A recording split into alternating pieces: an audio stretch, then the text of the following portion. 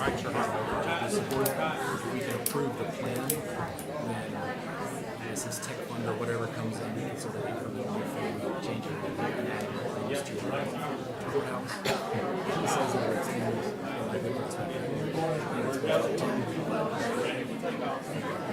he's not approving, we're not asking for anything. I just got to find out what our responsibility is for that once we approve a plan. Right, you're in. I want to approve it specifically. No guarantee of funding right now. You know what I'm saying?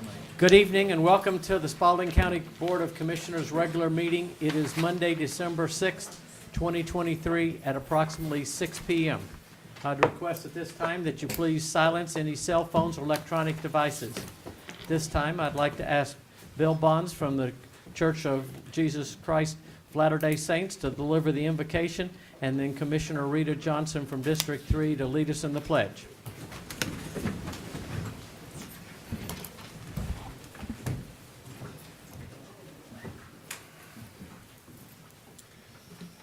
Our Father in heaven, we are grateful for the blessings that Thou hast given us. We are grateful for the privilege of being citizens of this great country. Father, we're thankful for the life and the liberty that we live here in this country. Father, we pray that Thou will bless us with Thy Spirit tonight, that we will be able to carry out business of the community in a way that would be pleasing to Thee. We thank Thee, Father, for all things, and we ask for these things in the name of our Savior, Jesus Christ. Amen. Amen. If you would face the flag and join me in the pledge. I pledge allegiance to the flag of the United States of America and to the republic for which it stands, one nation, under God, indivisible, with liberty and justice for all.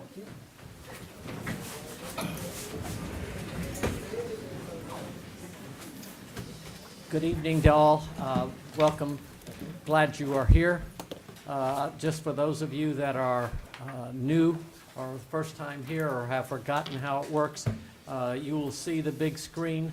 That's exactly what is being shown to the commissioners so that we are as transparent as we can be. If you haven't noticed, let me explain. From myself over to the left, on the top tier are the commissioners for Spalding County, and then you will see Director Charles Reese over there, who we will talk with later during the public zoning hearing. To my right is the wonderful county manager, Dr. Steve Ledbetter. We have our county attorney, then our clerk of county clerk, and then the citizen engagement person, so you understand everybody who's up here. At this time, we'll move through the agenda and recognize the winners of the Spalding Bright Holiday Essay Contest. Ms. Carmichael, welcome. Good evening. It's an exciting night for some young folks in the room tonight. This is the first time we've presented the essay winners before you. That's because we had a very rained out event when we had a stormy night for Spalding Bright. So we wanted to present the award winners this evening and give them a moment in the sun. Okay? I'd like to invite Travis Bowie, our event specialist, to come forward and help with the presentation. We'll present each award, and I'd love to get a photograph if that's possible. Yes.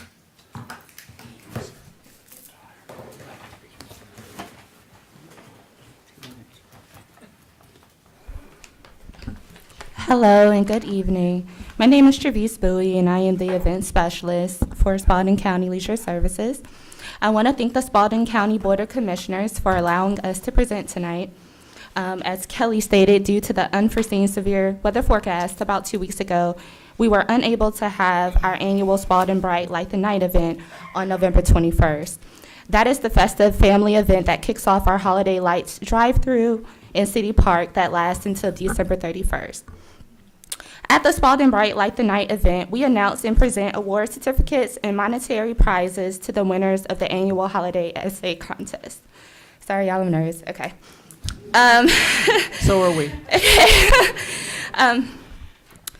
Spalding Bright's Holiday Essay Contest was started 8 years ago by former Commissioner Raymond Ray to showcase creative writing with a focus on literary skills.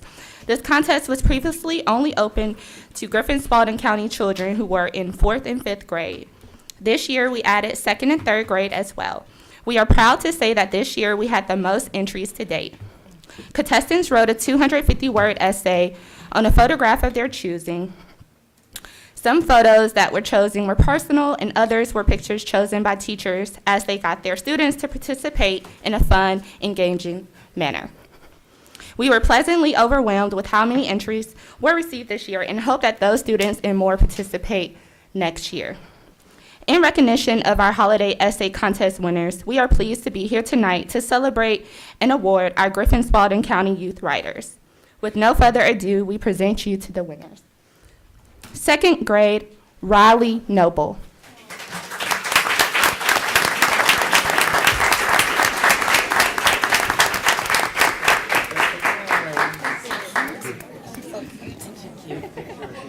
Congratulations.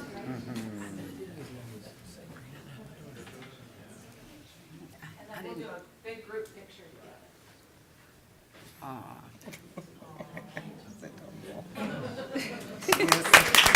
Congratulations, Riley. Yeah. Right. 3rd grade, we have Kayla Mays. Congratulations, Kayla.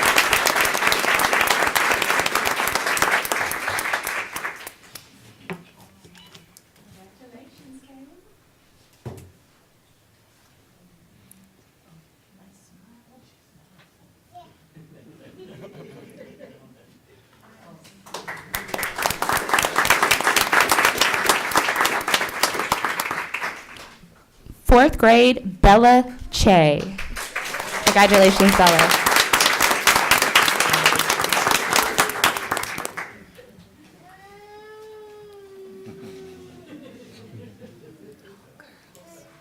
Sounds like a future essay writer.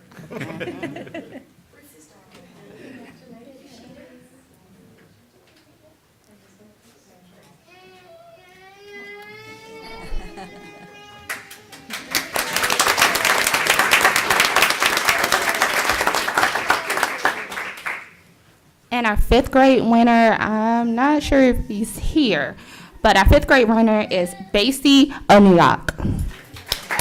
Congratulations.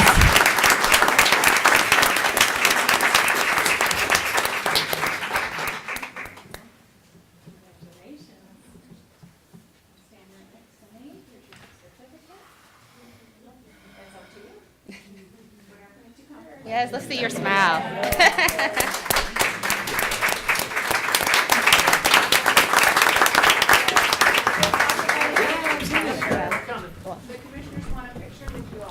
And also, I'm not sure if Miss Barkley or Miss Ham is here. Oh my gosh, can y'all please come to the front? We would also like to present an award certificate to them on behalf of Atkinson Elementary.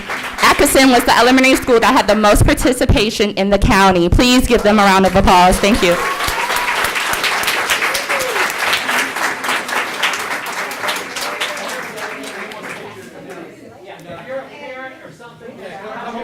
Okay.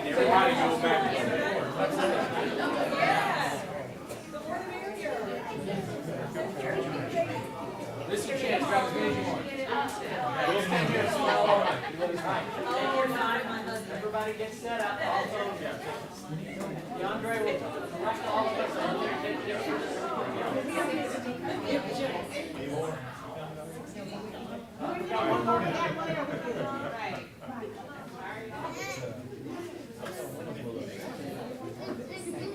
All right, so we all will look my way first, and then I'll move out of the way, we'll let the other person, so all the eyes are coming directly to me. Y'all ready? Everybody smile. Say cheese. Cheese. All right.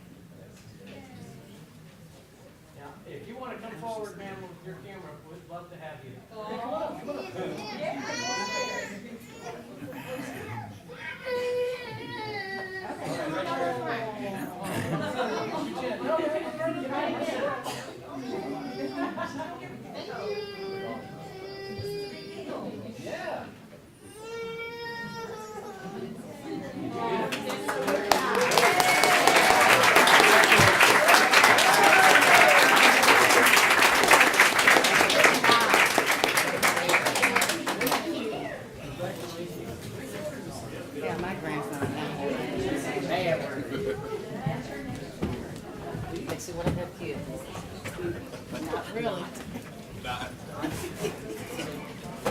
for that fleeting second. Yes.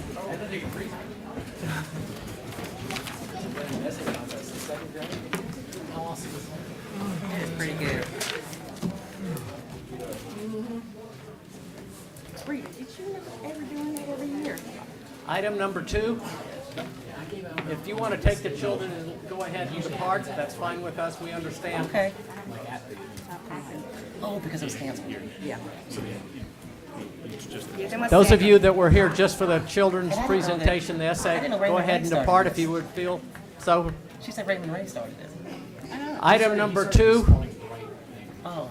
presentation from the Council of State Court Judges, Director Bob Bry, regarding the urgent staffing needs for the Spalding County State Court.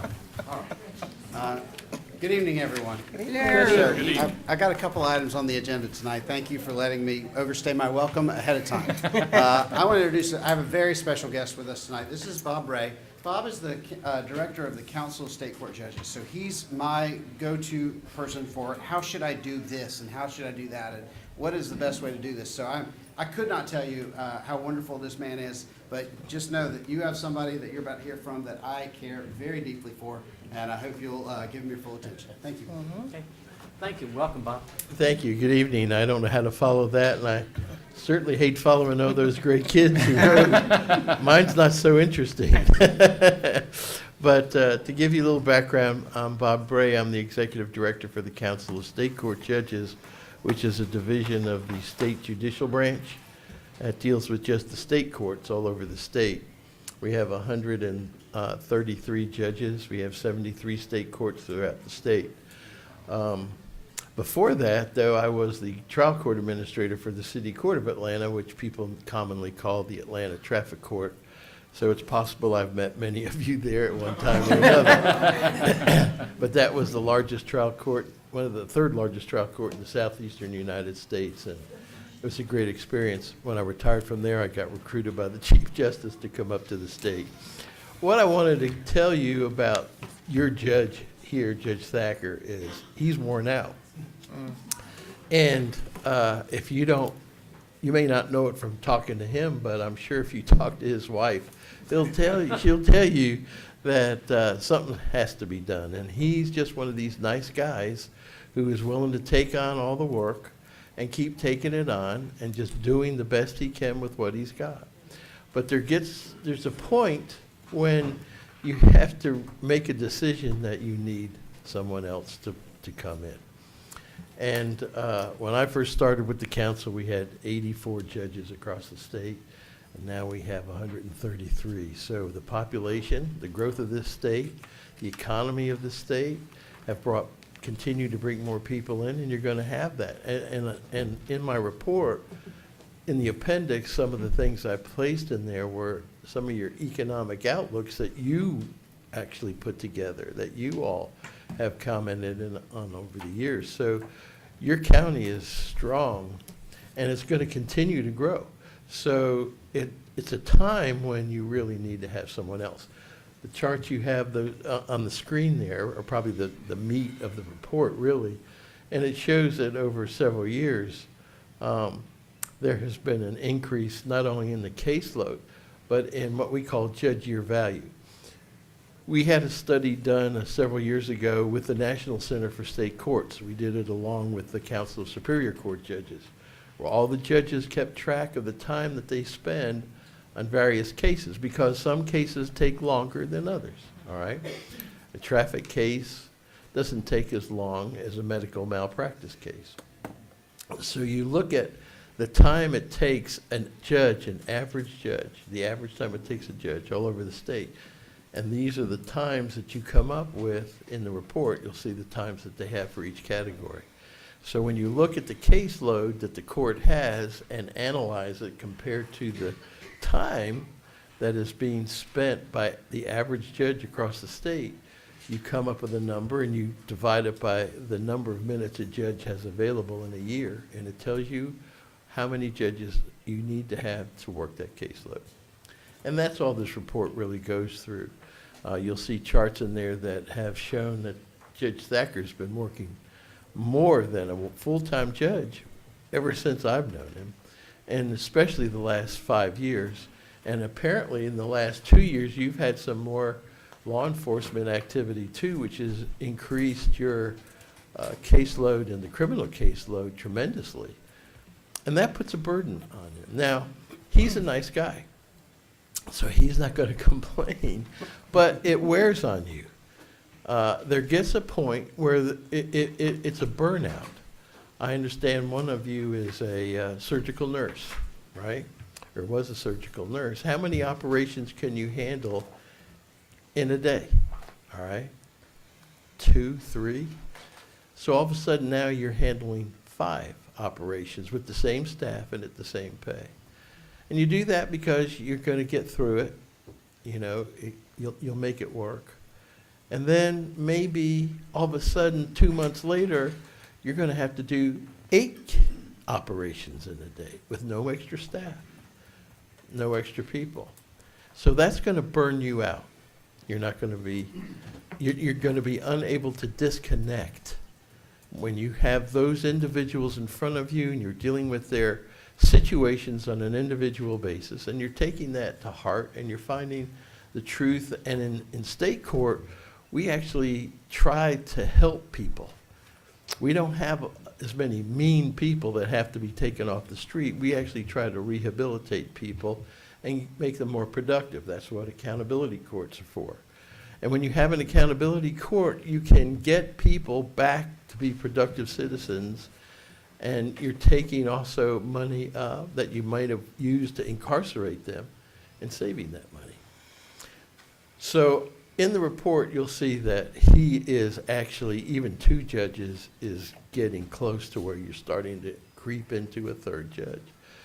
But my belief is this, and what I've seen in practice, is when you get 2 people, there is a synergy that is created where the 2 people can act even more than they would individually. So you're able to get 2 people doing even more work now, which would allow you to handle more criminal cases, and that's where the revenue basically comes from when you're dealing with state courts. But you can have more of those types of cases handled and more efficiently and effectively, and still take care of the other purposes that courts exist, to resolve disputes between people, and to rehabilitate people, keep a couple mean people off the street, you know, and then if government overreaches sometimes, you get involved in that too. So that is what we are. That is what it is. I saw the report is in your materials. It is what it is. The numbers are what they came out to be based on the study from the National Center for State Courts, and that is what the legislators use when we go before the state legislators to seek judgeships in the Superior Court circuits. We use the same study. So we will ask you to please help out Judge Thacker, at least his wife. And I'm here for any questions that you may have. Now I'm gonna ask you a question. Thank you for your presentation, Mr. Bray. When I'm looking at these numbers, I have to be concerned that in the year 2022, it seems that all of those numbers are an anomaly compared to the rest of the data. I understand that in 20 and 21, we were doing emergency judicial period, and there were not that many cases being handled. And so I'm assuming the expectation for me is that in 2022.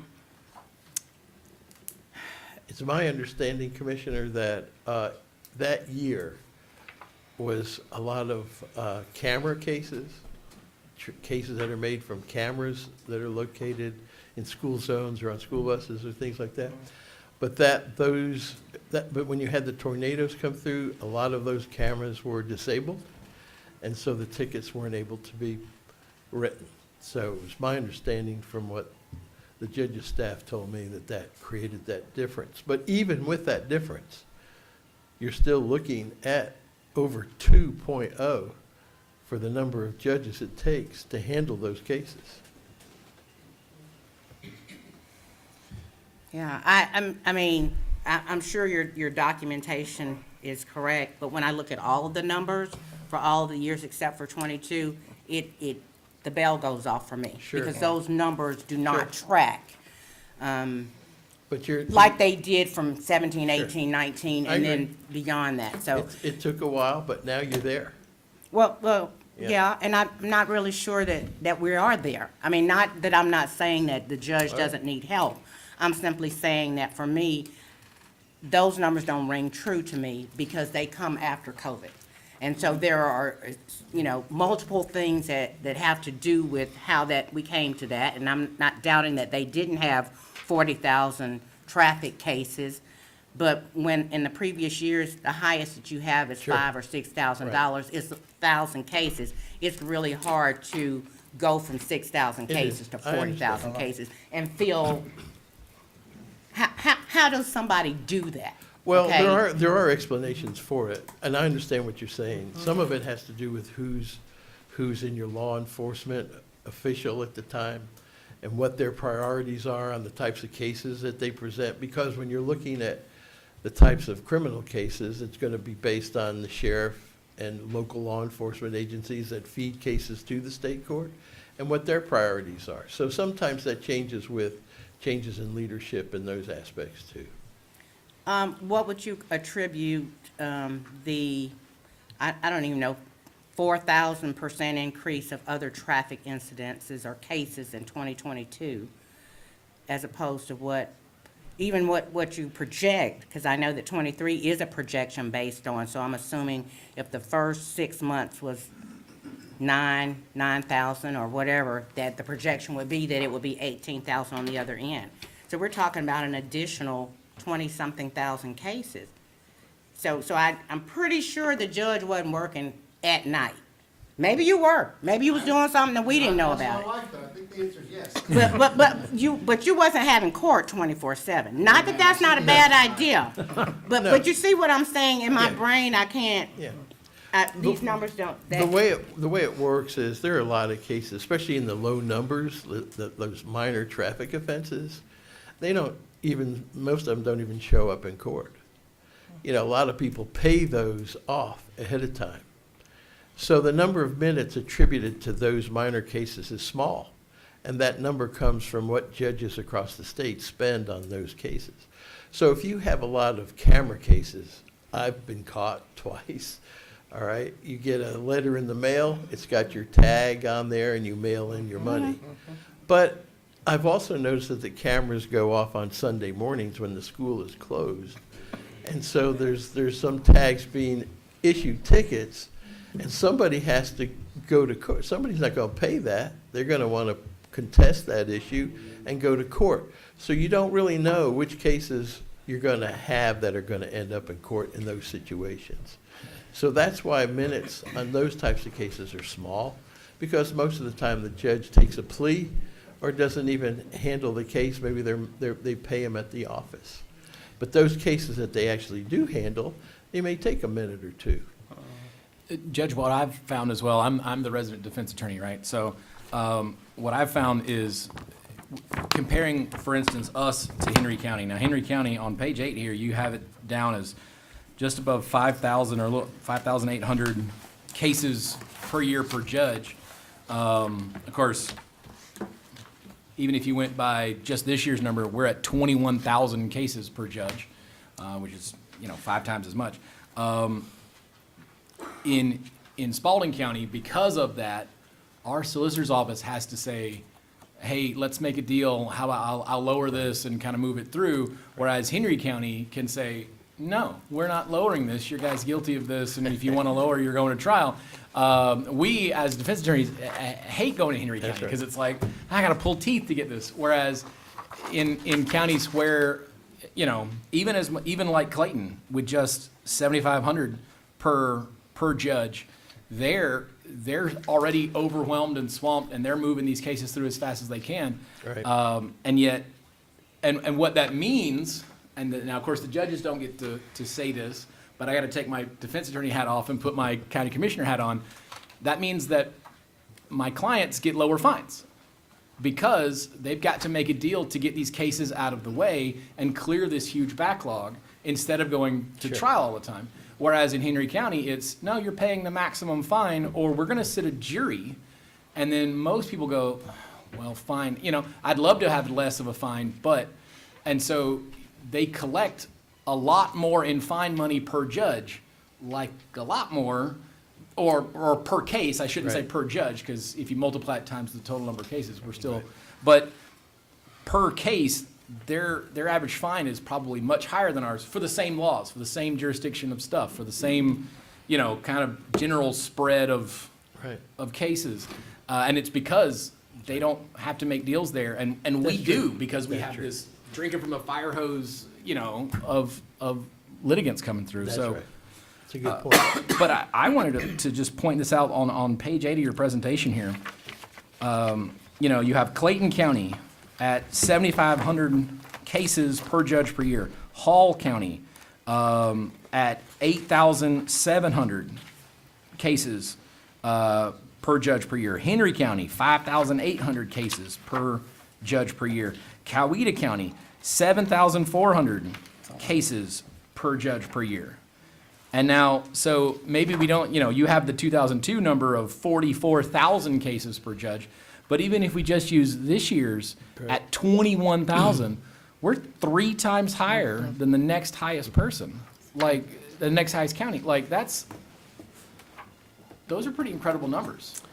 Can I just jump in and say, just being realistic, I mean, as we're doing the county comparisons here, I'm looking at something thinking, wow, Judge, I'm thinking, and you're one person, I'm thinking, is 2 even gonna touch this? I mean, I'm thinking on the opposite side here, being very real. I mean, I commend you saying maybe an additional person, but I'm looking at, it's just no comparison compared to the other counties, if I'm looking at this correctly.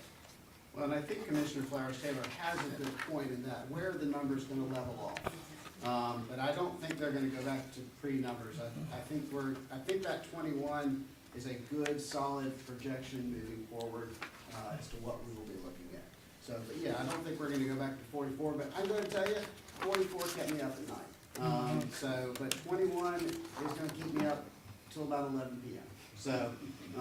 So that, short answer is, we don't have room for more than 2, and we'll talk about that in the next presentation.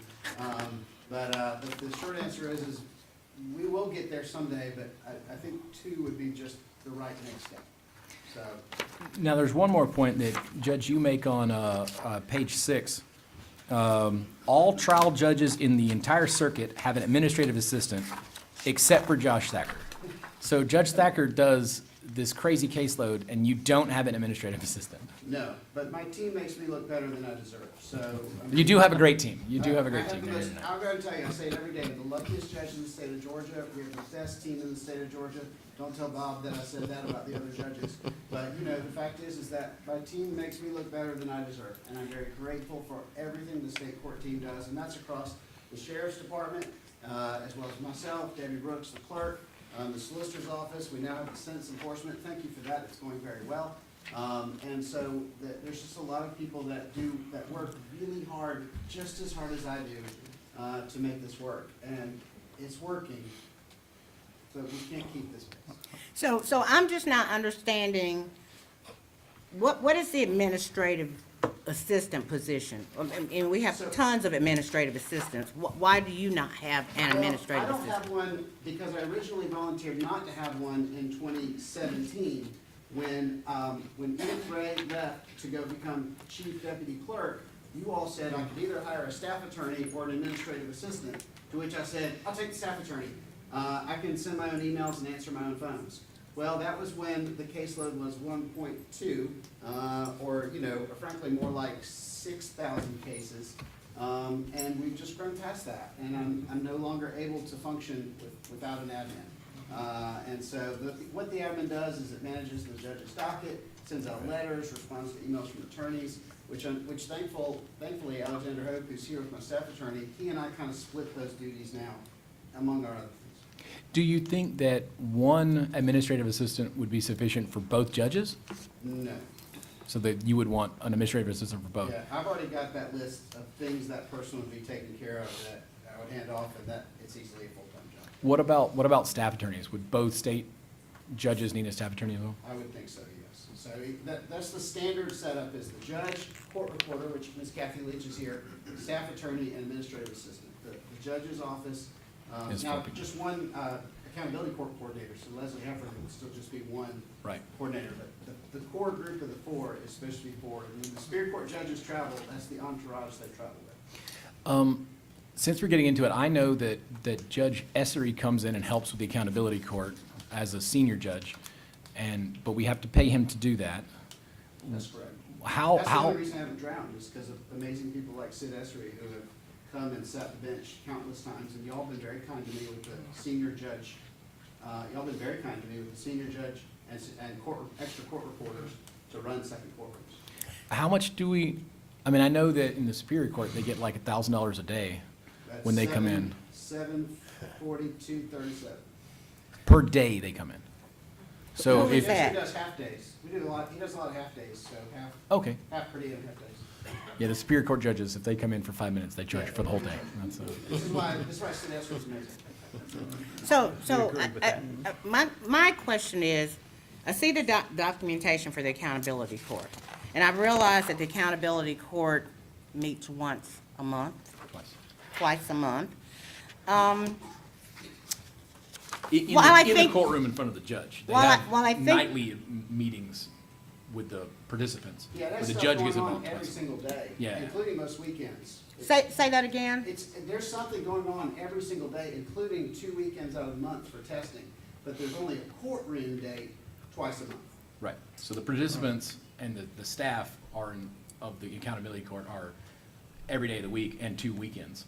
But the judge gets involved and has court 2 days a month. But the staff is just the judge, an administrative assistant, and a counselor, isn't it? No. No, if we're gonna talk about that, that is a whole nother team that I haven't even mentioned yet. That's a Okay, team well, of We're not and- asking people. that. But I'm saying that because the number of cases that are handled in accountability court are minuscule.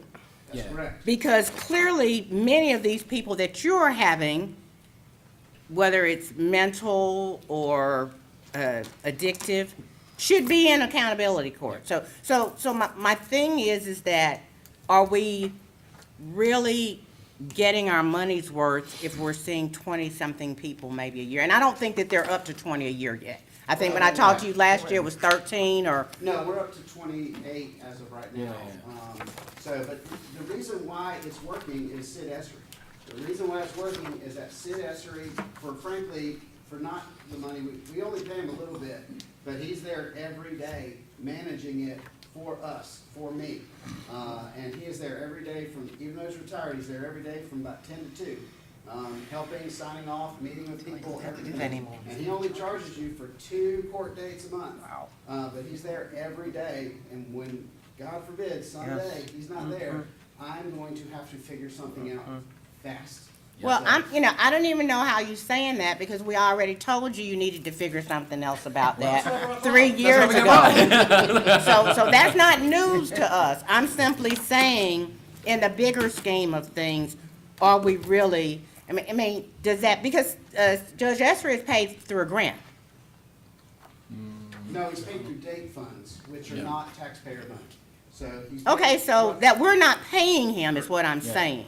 That's correct. So, doesn't come out of our money. so the question is, if you paid somebody, would you get 100 cases a year? Would you get 200 cases a year? How does that work? And that's what the second judge would do. I would assign the accountability court program to the second judge, and the second judge would run that as part of their responsibilities. So what you gonna do, get rid of Judge Essery? No, Well, how you gonna make him in charge of it while Judge Essery is in charge of it now? I got plenty of things for Sid Essery to do. God would think so. Yeah. Well, I'm just saying. The other thing about the accountability Plenty court work to go is, around. it's not, it really has to be a good, you have to be a good fit for the program. So like if you get a speeding ticket or whatever, or a school zone traffic ticket, like, you're not going into this 16-month-long program. You know what I'm saying? This is really and it was initially for veterans, but it's been opened up to anyone with mental health, although it is still tailored towards sort of the veteran mentality. So I've even tried to put people in that only had a mental health problem or only had an addiction problem, and they don't fit. So it really has to be a good fit to have somebody, often with veterans, it's PTSD, but we have people that have other childhood traumas or whatever, and that manifest via their addiction problem. And so this helps. Their recidivism rate their graduation rate is something in. It's amazing. The recidivism rate is 7. I'm gonna be real. It's 12%. It's really 7, but it's 12%. Let's go with 12%. The national rate is 50% plus will refund within 3 years. Yeah. What's So the our accountability graduation goal rate? is well worth the time, effort, and money. Judge, what's the graduation rate? Oh, it's very high. Judge Essery, that's part of it. Like, It's Judge in the Essery is 90s. sitting down with these people and mentoring them himself in his office. I can't. So I have different information than what you're saying. I'm aware of the fact that there have been complaints that Judge Essery has a different value that he put on women clients as opposed to men clients, because they do need to have women in, and so they try to put, if anybody knows something different, tell me. I think you might be talking about the drug courts. No, not I don't- the it doesn't accountability matter court. to me That's what it That's a is. totally different accountability court. No, but Mr. Vice accountability Chair, is we addressed accountability. that about 2 years ago. You brought that to my attention. I met with Judge Essery about it, and we have addressed those concerns. And our male to female ratio right now is a very comfortable number. And yes, you are correct. For a very limited time there, we had very few female participants in the program, and that was an issue, and we knew it was an issue. And you then brought it to our attention, but we're very comfortable. I don't know what the ratios are. I wasn't coming to present on accountability court. If you want me to come back. No, but I'm just This was simply just about the saying, second judgeship. it's not, it's a shiny ball. But what I'm saying, there are issues that I know that were there, They were there. that I'm simply saying, yes, it's the right person, but, yeah. Yeah, We Judge have Essery- someone Judge who, Essery corrected those. I love Judge Essery, but I'm too old to be in the accountability court with 20 and 30-year-olds who are having emotional and psychiatric and addictive problems. There are Because people I currently don't in it that speak are the older than- same language, and I know Judge Essery doesn't. Our So, age group runs from 18 to 74 now. So, I mean, the fact is that our participants are a very wide range of gender, frankly, racial diversity, age diversity, socioeconomic diversity. We call them the tribe. They are a wonderful group of people, and if you ever get a chance to go in there during accountability court, you'll be wildly impressed with the sea of people that you see who do not all look alike, who all care for each other deeply. Like, the becomes accountability a court family. is an amazing thing that I could not be more proud of. So, but yes, those concerns you're mentioning, you brought those to me 2 years ago. We have addressed them, we have fixed them. Actually, Judge Essery, I brought them to Judge Essery from you, and he addressed them and fixed them. So, I can't tell you how many times the people that I've put into that accountability court have come back and said, thank you for your hard work in getting me in there. James Dutton, you saved my life. Like, this accountability court is one of, in my opinion, the most important things we do as a county. So now, again, and that's just because how many of these families have been changed? How many of these kids don't have a dad who's in prison, but instead have a dad who is a survivor of both that mental health and that addiction issue? And over and over and over and over again. Again, the recidivism rate from prison in states of Georgia, I want to say, is like 67%. I mean, it's 2/3 come out of prison and then go right back in.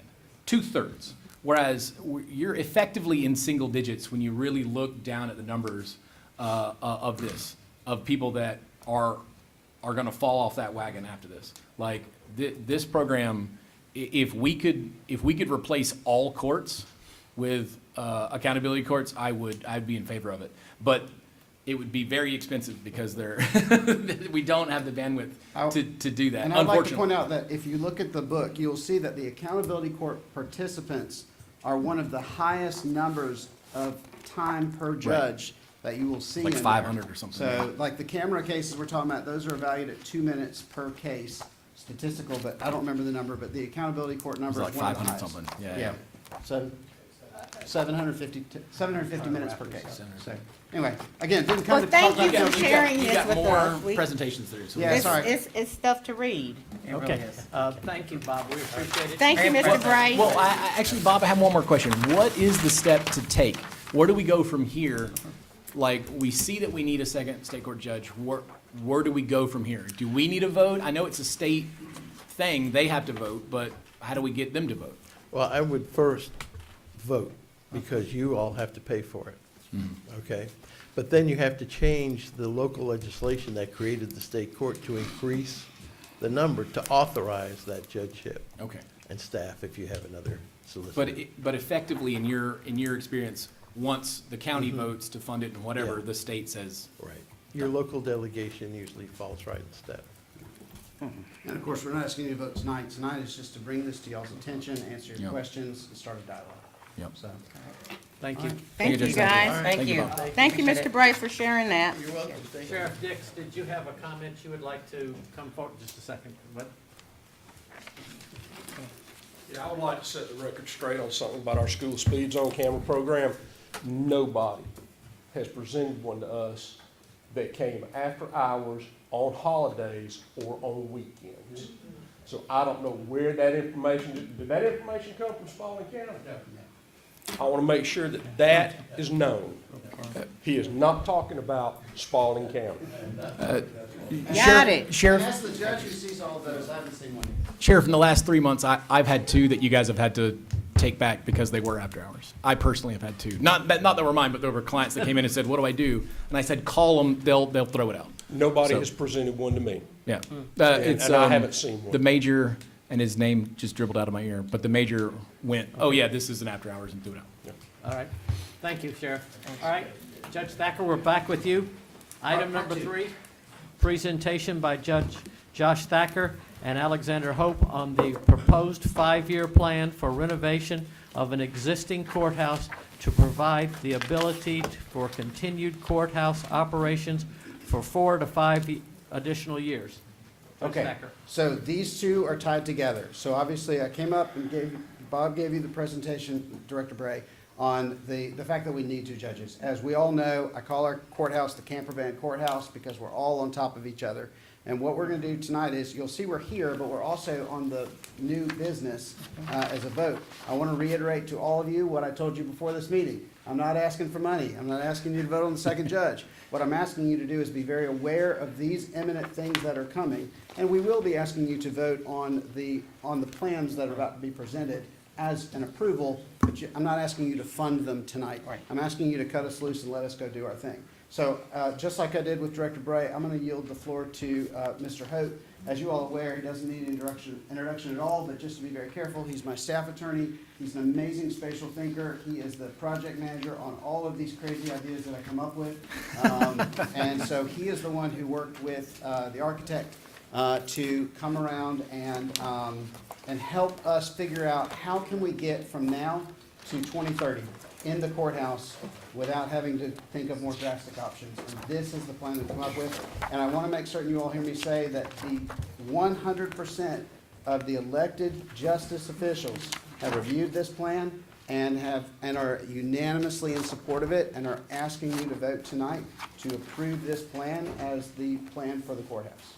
So, Okay?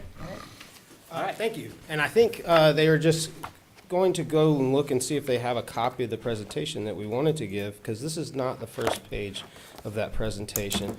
Luckily, I did bring out some printed copies of it, so I'll just go ahead and give you those, and I will talk off of my copy.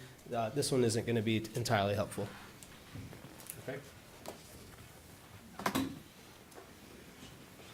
Thanks, Guy.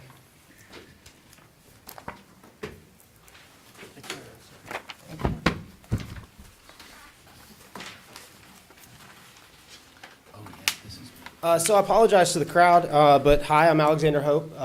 This is not the presentation that I wanted to give, but they have a copy of it and I have a copy of it. I'm the state court staff attorney. I'm also the law librarian for the Spalding County Law Library. It's a physical space in the courthouse where the public can come in and do legal research and writing and stuff like that. It also is a trust fund that filing fees go to fund, a trust fund basically that supports all the levels of court. It saves the taxpayers a great bit of money. And we work across all of the courts in the courthouse. I answer to a board of trustees there. That's basically all the elected officials in the courthouse.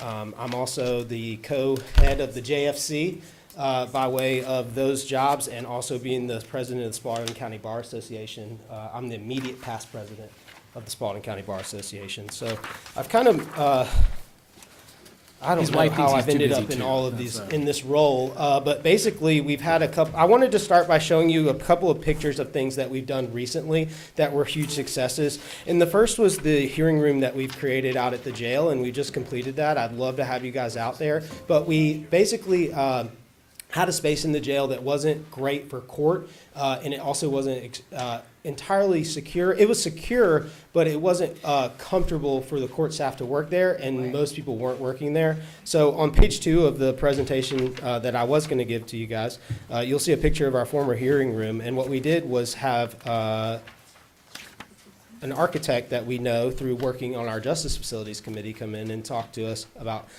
basically my ideas for how we could redesign it, him implementing those. And what we've created is the picture that you see on page 4, and it's a really beautiful court space that we're really proud of. And I want to thank the sheriff for his help in helping us implement that. We did that all with his team and with inmate labor. All of the money that went to support this project was paid for, almost all of it was paid for with law library money and filing fees, as well as out of sheriff's budget. And it's a huge win for Spalding County, I think, because, yeah, okay. I hope you guys get a chance to see this because it's absolutely beautiful. But what it's going to do is basically we think the financial impact of this project is probably about $200,000 to $225,000 a year. It's going to allow us to be able to, if you could flip to page 4, DeAndre. It's a picture of the courtroom. Anyways, Let's scroll down. if you think about the number of people that we have to see at the courthouse and the fact that we have to get them from the jail to the courthouse, it's kind of like putting sand through an hourglass because we have to transport these people to the courthouse. It's slow. People end up not seeing a judge for a lot longer than they would have if they could, if the jail and the courthouse were connected, essentially. So what we've done is create a space that we're able to see people basically way faster. And so the number, if you think about the cost that Spalding County incurs housing inmates, and if we can get 10 people out times that cost, let's say X cost, whatever it is, I mean, that's how we do the math on that, and that's how we're going to save a ton of money through this. We think this will pay for itself within the first year, and then from there on, it'll just be, good, nothing but good. So another win I think that we've had is the law library recently. The law library space wasn't functioning well for us, and you've got a couple of pictures of what that looked like in here.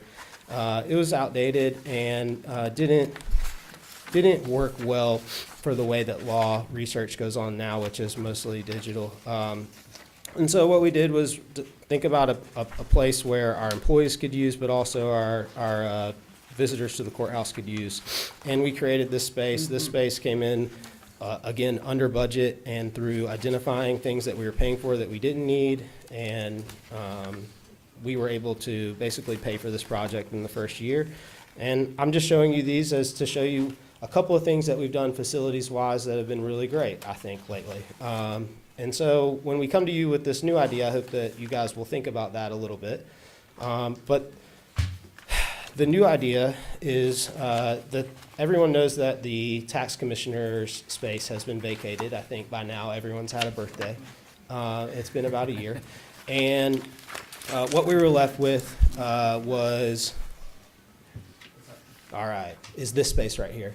And it just kind of sat there, and we have brought this up before, but we have people working in the hallways. Judge Sacker called it the caravan, the camper van courthouse, but we have a large space in our courtroom in our courthouse that we aren't using.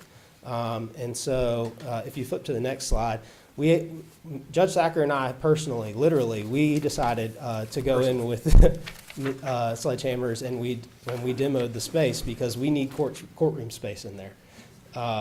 You guys can keep going to the next slide, please, and one more.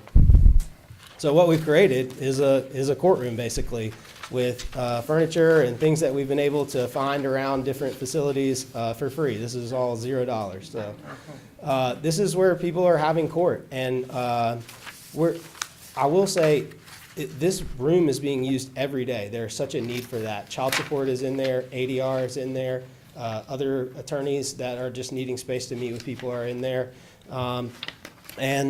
This is where we are right now. However, as well as I think that we did, and as proud as I am of us for working hard to get this put together, I just don't think that this is adequate for our citizens, basically our litigants, to have to come in and have their day in court in this space. Could you go one more slide for me?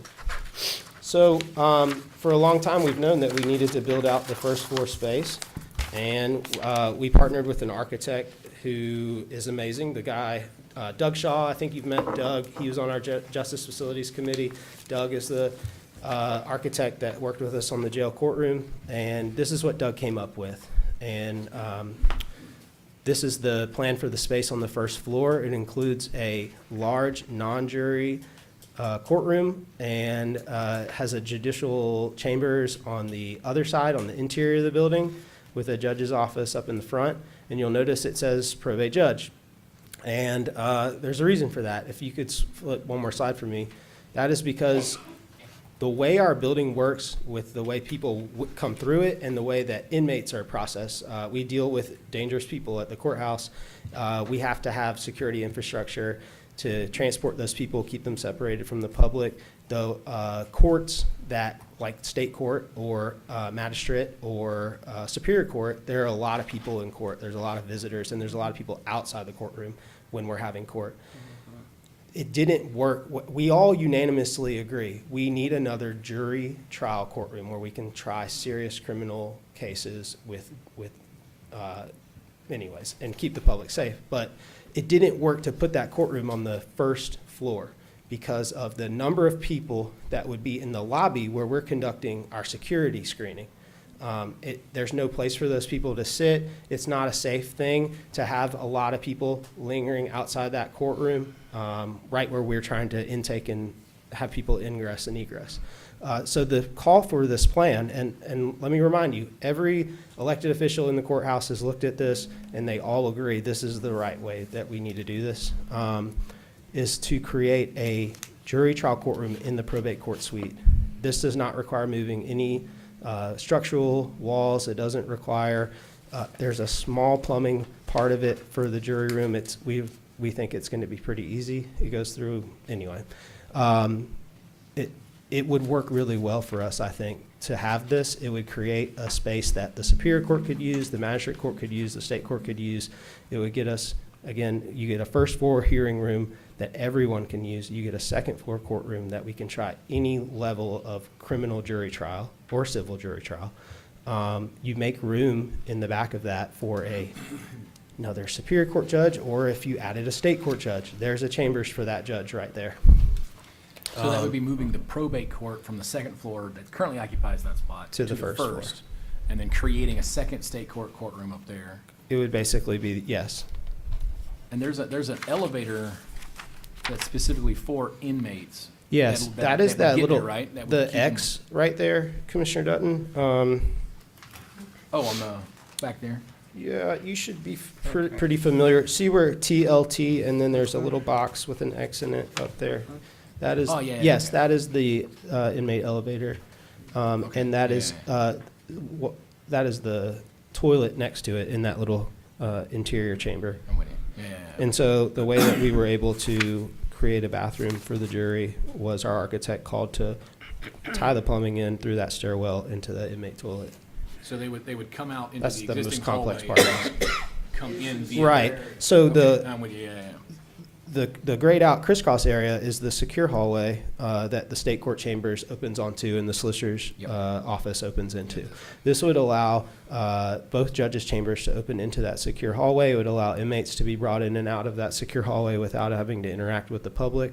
And it would allow the solicitor to pop into both courtrooms pretty seamlessly.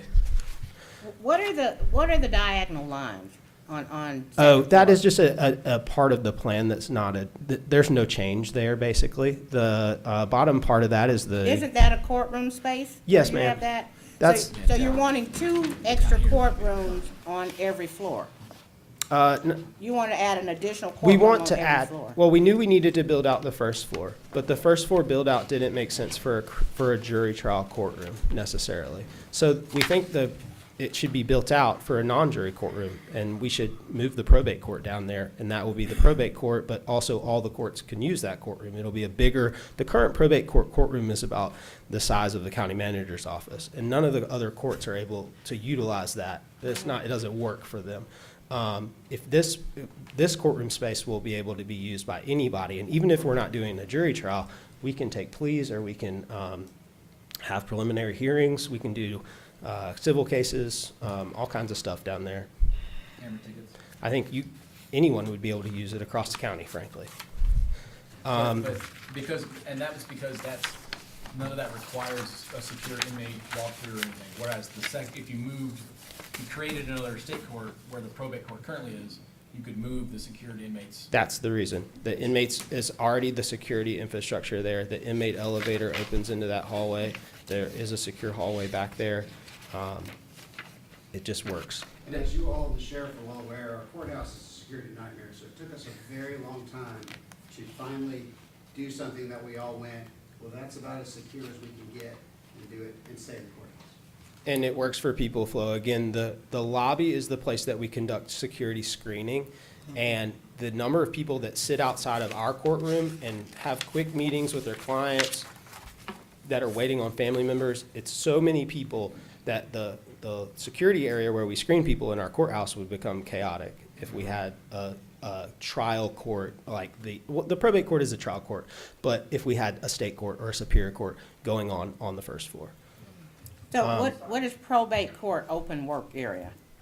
The probate court has a work area where the public can come in and sit down and do their research. If you come now to the second floor of the courthouse, you'll see they have a reception area, but if you make an appointment, I think they like for you to make an appointment, you can then come back into the more private work area where the staff of the probate court work, and you can sit down at tables and actually work there and look up things about your family history or all kinds of things. I went and found my marriage license, I'm married. So it's technically an All the old open, newspaper archives. right, it's technically, we went and found your birth announcement. Yes. And so it's technically a work area that's open to the public. That's why that says that. The other important thing, if you could flip back to our first floor design, is it takes the office space. A lot of people remember Ms. Holland's office. Go back to the blueprint, please. That one. On the bottom, this includes space for 3 new offices. And those would be, and this is, I'll leave this to Judge Thacker to be the messenger of that, but it is in our hope that would be court administration. Every office is duplicating a lot of efforts. We have a lot of things that there's nobody in charge, and I think because I'm the law librarian, things end up somehow coming to me, and that's how I end up standing here talking about this. Court administration, somebody that thinks about the building every day, and all the courts, sort of serves all of them and is a liaison between you guys and the judges. And so that is the court administration suite down there. And Down where exactly? on the bottom row, You're on the second floor. that area, those 3 offices right there. Most court systems of our size, including superior, state, magistrate, which Judge Kavanaugh's here, juvenile, probate, so the 5 courts generally have a court administrator for courts of our size. We do not have one. We have Alex and Josh, and so they're doing an okay job at it, but that's a long-term goal that I've communicated with you all about. But we're trying to plan ahead that, if and when we do get a court administrator, that's where they would go.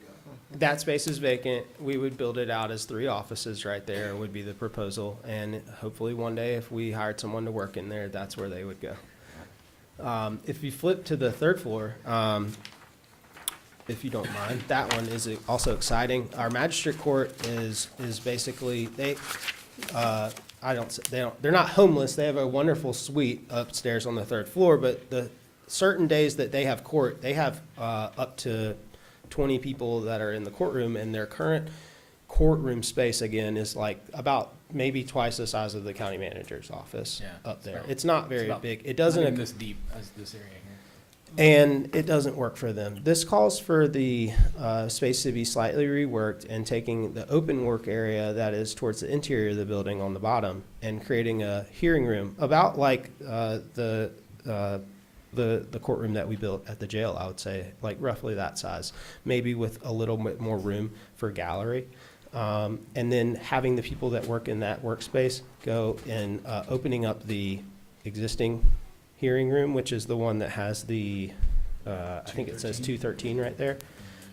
All of those staff would then work at that area, and it would take away some of the reception room, but there would be 2 counters still for civil and for criminal. There's a nice large area outside of the magistrate court for all of the people that visit there to sit and wait. There's also a Superior Court, remember, on that floor. So that lobby, it didn't work to move the magistrate court to the first floor. They had too many staff. They had too many people that visit in their courtroom. They also have, they also see inmates at the courthouse. And this will also allow those inmates, the same as the second floor. This picture, this diagram doesn't do a good job of emphasizing it, but you can bring those inmates through that secure hallway still and bring them straight out into the courtroom. Right now, they have to bring inmates past children, families, litigants in the public area, and then bring them into the actual office of the magistrate court, and then into their hearing area, which does not work, and it's not secure. The sheriff does a great job of making it a secure situation, but that's not ideal. So I guess I kind of got a question I'm a little bit confused on. We don't want inmates to walk through the courthouse around un-inmate people. But when they're cleaning the health department Right. and cleaning this building and cleaning the courthouse and cleaning everywhere else they clean, they're around people with Well, children and stuff. So It's I'm- that's a different kind of inmate, though. These are people that have just recently been arrested. These is all takers. The inmates that you see around here have been vetted. They've earned into those programs. They're nonviolent. Right. They're- And they're also from the correctional institute, not the jail. It's Right. different facility. Yeah, these are the folks that are waiting for their trials. So, They could be a murderer, they could be a rapist, they could be whereas the people that are cleaning the trash and they're stuff. accused of being I that, said okay? could be, I said could be. So, Could be. yeah. I'm a defense attorney. So Could I'm be. just trying to Could not be understand, why is, there's this deal about, I mean, I don't know, there could be kids. The in inmates there. that you see cleaning are convicted. Their cases Mm-hmm. are closed. They're serving their sentence in the state of Georgia prison system. They've been assigned to our CI, and they've been vetted as safe for outside work, and so they work in, well, all kinds of details.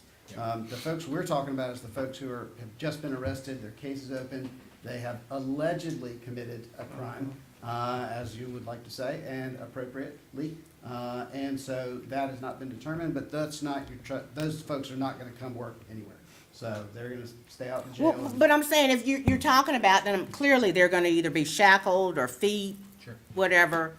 You're saying you just don't want them passing in front of people. No, That's what I'm We hearing. want them to stay in the secure area. Yes. And that's one of the reasons we did the detention center courtroom, so we could do as much as we could. But there's some things that just can't be done out there. And they just need to be done at the courthouse. And we don't want them going through open, unsecured areas. And the sheriff has done a wonderful job, I just can't say that enough, of creating secure areas that we are using to build on to create this plan. So I just want to make certain, and by the way, Kelly gave us all the tables that we have, the folding tables in the first floor courtroom. I should thank her because she's sitting there. So, thank you, Kelly. Sorry for giving your tables back. So, We didn't give her permission to do that. I can wrap it up really quickly. There's a fourth part of this. It's just on the ground floor. The juror experience if anyone's had jury duty, you know it's not entirely, it's embarrassing almost, the situation for our jurors. This expands our juror holding area. It expands our grand jury room into a nicer space. It gives our DA a better place for them to have private conversations on the ground floor. And we think this, as we've gotten out of COVID, we've returned to holding jurors. This is something that we need to take really more time to think through when we have a new facility, because I hope that we don't do this again at the next courthouse, the way that we handle our juror holding right now. But this is a minor change. This is again just drywall, moving drywall walls, and nothing serious. So really the bulk of this plan is the build out of the first floor, which we've known for multiple years now that we needed to do eventually. But also just while we're doing that, rethinking how we could pick up 2 other courtrooms as well. So this adds 2 additional courtrooms. It really adds 3 if you think about it, because like I said, the probate court isn't useful to state court. We could never have state court or superior court in the existing probate hearing room. We couldn't do that in the existing magistrate hearing room either. But now we have, and every time magistrate court is in the state court or in the superior court, then a second state court judge or one of our 5, it's 5 now, superior court judges can't have court in that courtroom. And so. So we effectively go from. We qualify for 6, by the way, superior court judges. We have 5, we qualify for 6. That's a whole nother kettle Let of that fish. sink in. So we effectively go from 3 courtrooms and 2 tiny offices to 6 courtrooms. Yes, and we think that could buy us a few more years in the existing space, and I know you guys are working hard, I'm sure, in the background about what is gonna happen next for us with our facilities. We've but been calling this our 2030 plan, just because that's, that's kind of the numbers we're basing it on. This is the 6-figure solution versus the 9-figure solution. Oh, we like that? Two official courtrooms, you're adding 2 new courtrooms and replacing 2 baby courtrooms. Is that what you're saying? So it'll be a total of 4 additional courtroom spaces that you're trying to acquire? I would say. Because you said the magistrate court, Right. They're We're getting a adding different room. 1 jury trial courtroom, and we're upgrading 2 baby courtrooms into nice-sized non-jury courtrooms. So it's really a net of 3. 3. Yeah, because the magistrate and the probate courtrooms are like tiny offices, like And they're back you in can their high five the office, so judge, it's like a if they're, security you're right risk there. to bring people back in. I mean, you're me to you from the judge. in those right, but I know in the probate court, the bench is actually in the probate judge's office. In the back, yes. And I've never really seen where it is that Judge Kavanaugh has her space, but, Similarly situated.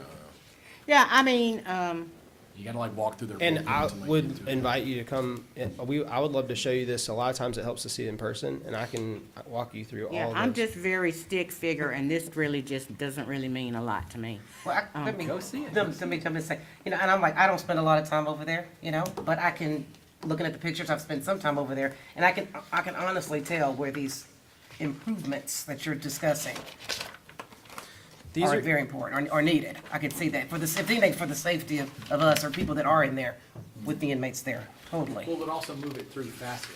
I mean, I know right now there's a lot of times where we have to like, all right, hold on, we have to go and get, like, all right, we're waiting on this, and everyone's just sitting doing nothing while people are moving through secured stuff. So if it was right there, you know what I mean? Like, you could also move cases quicker, so your minute count would go down. That's so right. you're- And if you all will look forward to number 6 on your new business, we're asking you all to vote tonight. We can come back if we get out of the way for everybody else. Yeah. Right. Come along. But we're asking you all to vote not to fund the project, but to just approve these plans. At the request of the justice, all the justice elected officials, so that we can start moving forward with these as the official plans. So, but we'll see y'all at number 6 at the end. Okay. Okay, Judge, I just wanted to say that when you get to number 6, it clearly says to fund. Just want to make sure you know. Why don't you grab a pen and scratch that? We'll wait till you get back up here. Eventually, we will need funding, but as I Well, said to yeah. all of you, I'm asking you for permission to ask you for money later. Right. So just remember that. That fund is asking later. So, Okay. thank you all. Thank Thank you. you, thank you, Judge. Glenn. All right, How to be. I'm just saying. item number 4, consider request from the Spalding County Fire Department to recognize the 2023 CERT graduates. Chief Polk? Hey, good evening. Thank you for the privilege of coming before you guys tonight. We had an awesome number 18 CERT program at UGA Griffin and a CERT program 19 going on at the same time for our local community. And a lot of them have come here tonight, and so I just wanted to let you see them, and they're dedicated for 6 weeks to hang out with me, and I don't know what I'm doing on Monday nights now. But they were really probably one of our most engaging classes, and we really had a lot of fun together, learned a lot, and hopefully they learn a lot about our community and what we do. Of course, we had a great case study of tornadoes from January. They probably heard more than they cared to about that, but we're very, very lucky to have community folks in our presence that just care about our community and just wanted to learn more. So these are the folks, and I just wanted to let y'all recognize them. Stand up, stand Come up. on, it's picture time.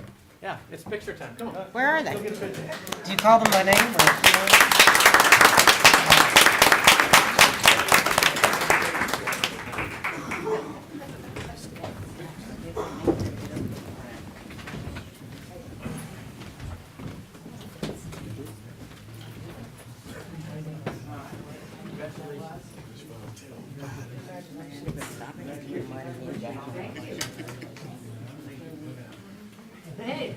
You guys went out there, this is a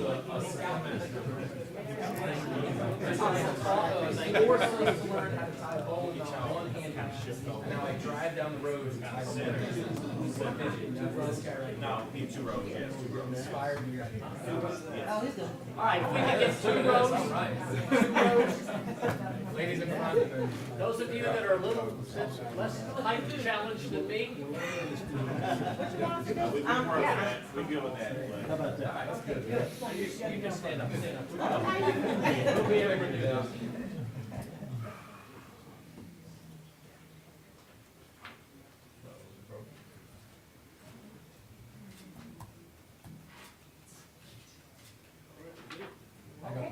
oh, we got one more.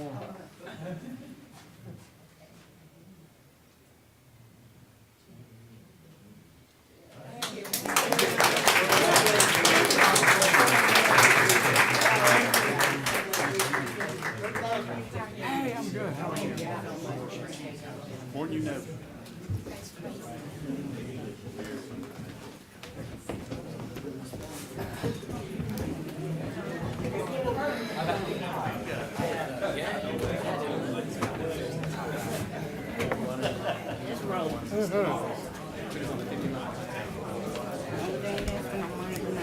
Those of you that are departing, if you could please take your comments outside.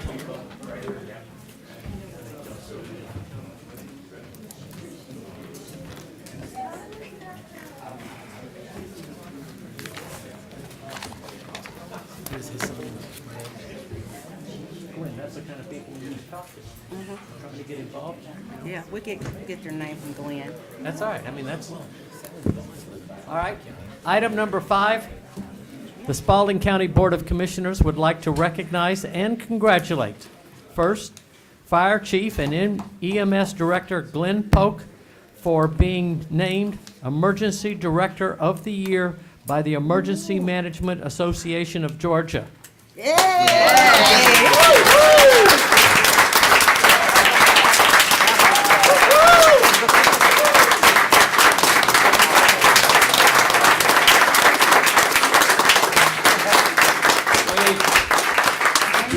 Let me go ahead and do one more. Y'all are too much. Thank you so much.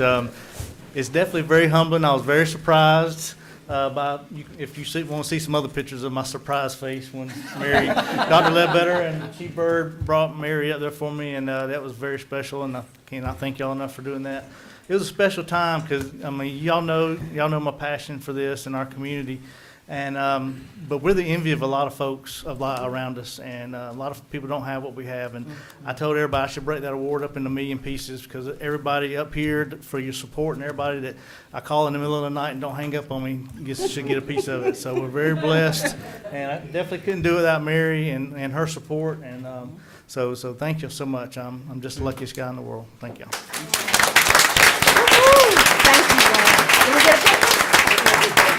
Look, when the tornadoes happened, all right, we were on the ground and working hard because this guy had already planned what to do in the worst case scenario, which we ran into.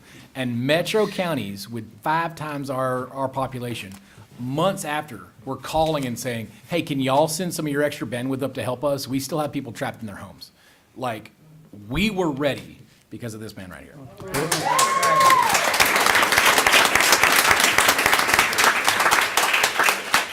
All right, item number 2 under this, Fire Chief Mike Bird for being named Fire Chief of the Year by the Georgia Fire Chiefs Association.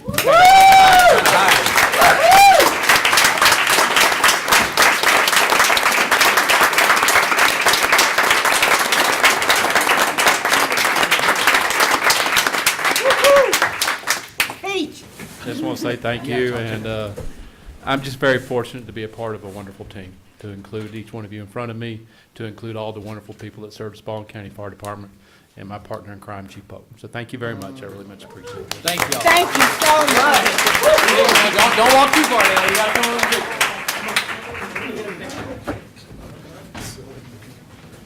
Okay, see, y'all gotta stand up.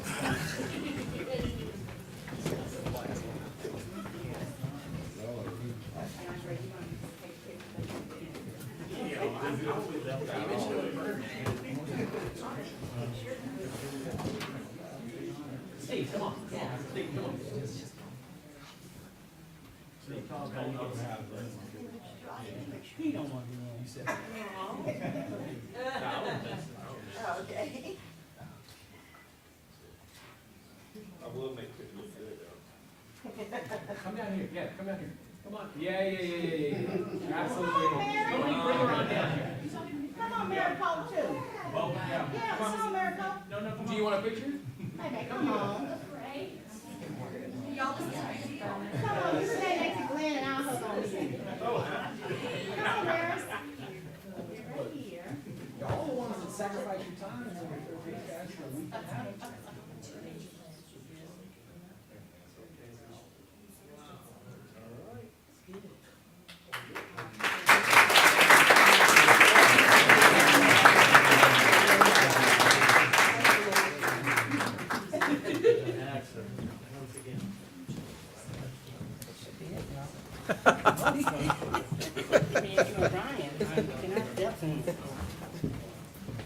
I don't think it is.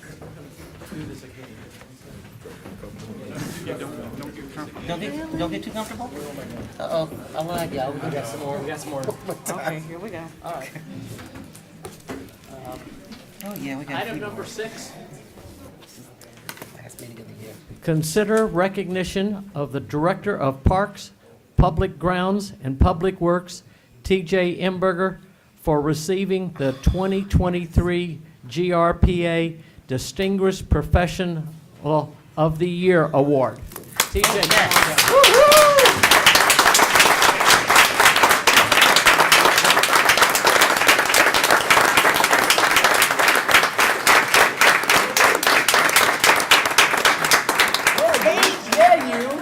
As, Introduce him. I've got some things to say. As, as the GRPA 2023 State Awards Committee Chair, I have the privilege and inside scoop as to the nomination that was written by his peers that enabled him to win this award. GRPA is a state professional organization for parks and recreation professionals with membership exceeding 2,000. This year's distinguished professional, T.J. Imberger, is a community-minded parks and recreation professional. While dedicating 30-plus years to his career in parks and recreation, he makes time to also serve his own local community on the Kiwanis Club, leading youth mission trips, and serving as a volunteer firefighter. His servant leadership is well known throughout the state and beyond. He has led his agency into higher effectiveness through membership in NRPA, GRPA, and American Public Works Association. He has spearheaded many of the trainings and traditions that GRPA members have come to enjoy. He is a possibility thinker. What makes this nominee rise above all others?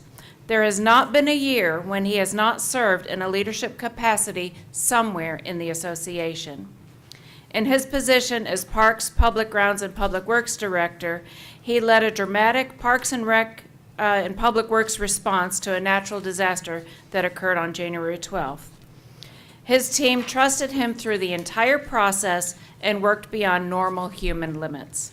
He works with a high level of efficiency, accountability, and utmost in leadership. He is a servant leader. Woo-hoo, TJ! Look at that. Superman Sports is solitude. I don't think all that was necessary, but it's just a pleasure working for the citizens of Spalding County, and thank you to the Board of Commissioners for affording me the opportunities to do as such. Thank you. You're awesome.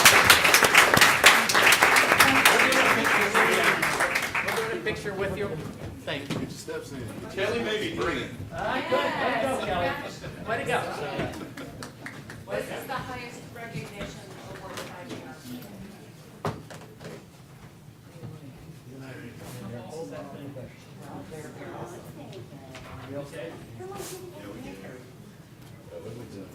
Something like that.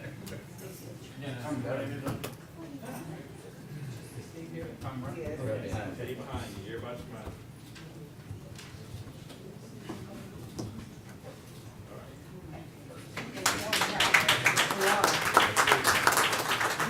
You all may want to stay right where you are, commissioners, because we have one more award to keep you from going up and down and doing your calisthenics. The summer of 2023 was an exciting time for Spalding County children. The county was awarded a building opportunities for out-of-school time grant in the amount of $62,500 for summer learning acceleration programs that support the whole child. The grant funds were provided by Georgia Statewide After School Network and facilitated by GRPA and supported summer camp programs at 2 Spalding County centers. Fairmont Community Center, you have the staff right here, hosted a summer camp which featured 7 different themed weeks. Career Week was a participant favorite as each explored career areas they might have interest in. Even children as young as 5 were inspired to think about their futures. Local representatives from a variety of career areas came to speak to the children, to include law enforcement, lawyers, doctors, makeup artists, politicians, firefighters, teachers, flight attendants, morticians, sales entrepreneurs, veterinarians, insurance agents, and pro athletes. This program challenged each child to develop their personal values and healthy self-image to prepare them for their future careers. Some of the children are still reciting their career speeches from last year. Each child received lunch sponsored by Rita Johnson, State Farm, and a book bag full of school supplies from CEO of Finding Beauty Within. Tarian Simon, Winnie Colbert, and Tanya Mosqueda, and James Walker, who's not present, he's keeping the facility open tonight, were recognized with this award at GRPA District 4 banquet.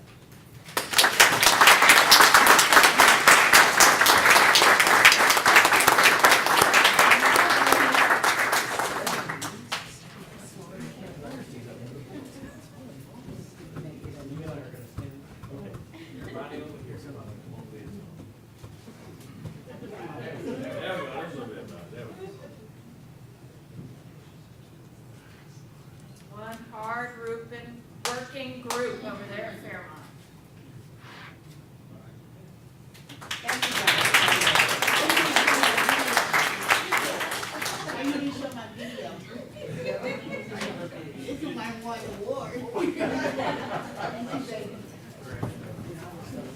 Is this the last time we got together? We're gonna have to do the bathroom break. I gotta walk here. Okay, more pictures? Is that it?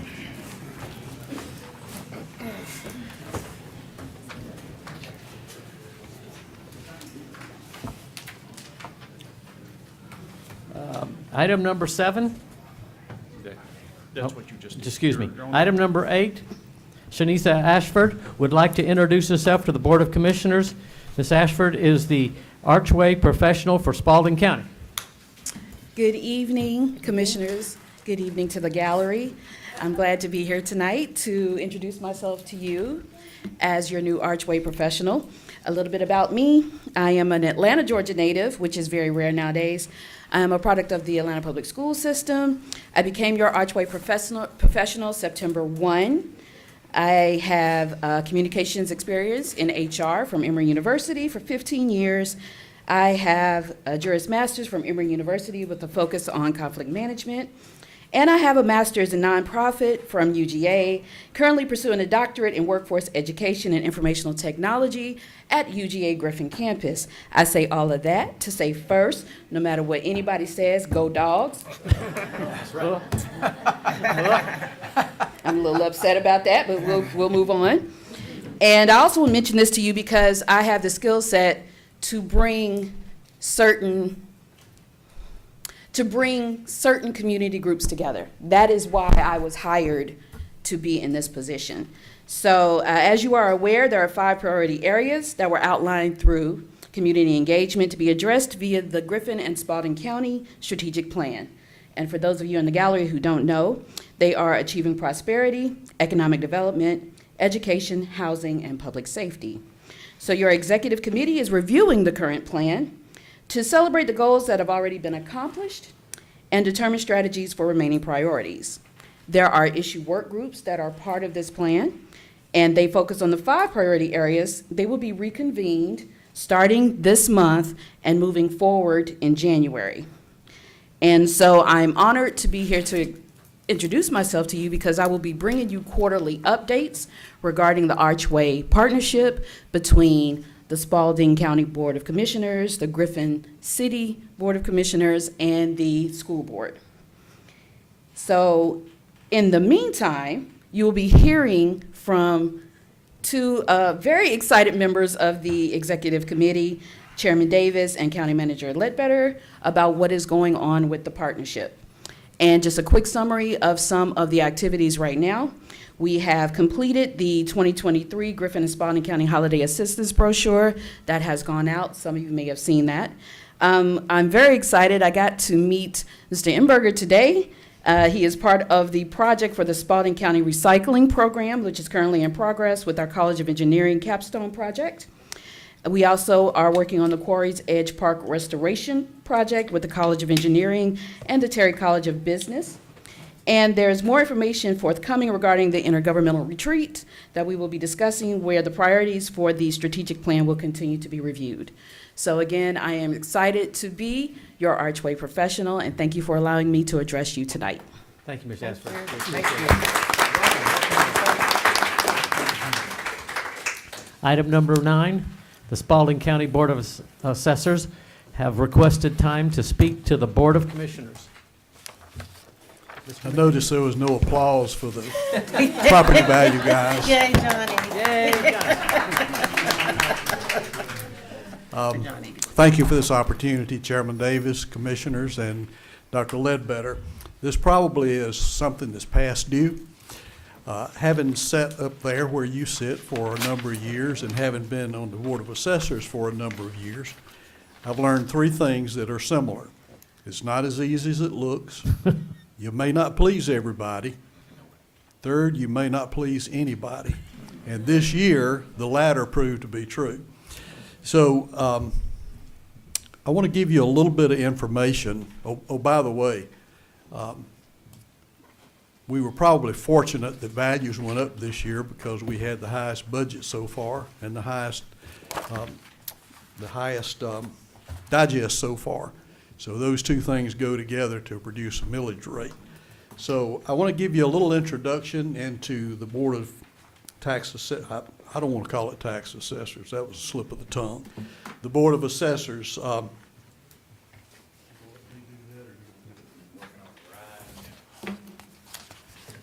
had a song and dance routine in case this happened, so.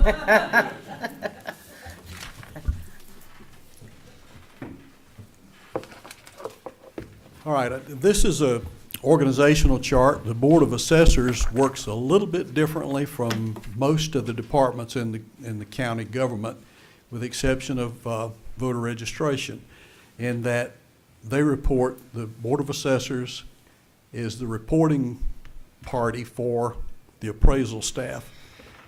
And just like voter registration reports to the Board of Elections. So it is a little bit unique. You see there the 3 assessors at the top. I serve as chairman, Brad Weidman and Dick Morrow, and just so you know, we have to go through 40 hours of training in order to be certified, and that is graded training. So 1 or 2 of them might have squeaked by, but I did very well on that training. The next thing I'd like to point out to you is, my pointer's not working, but the next box down is Jerry Johnson, who is our chief appraiser for now.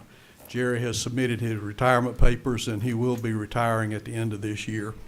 And as of right now, just so you know, we only have one application to fill his job. So we're going to be looking, in case any of you are interested and have the qualifications, come on down.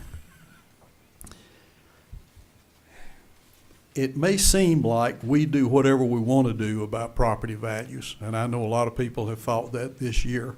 But the fact is, we are governed by laws and regulations as to what we can and cannot do.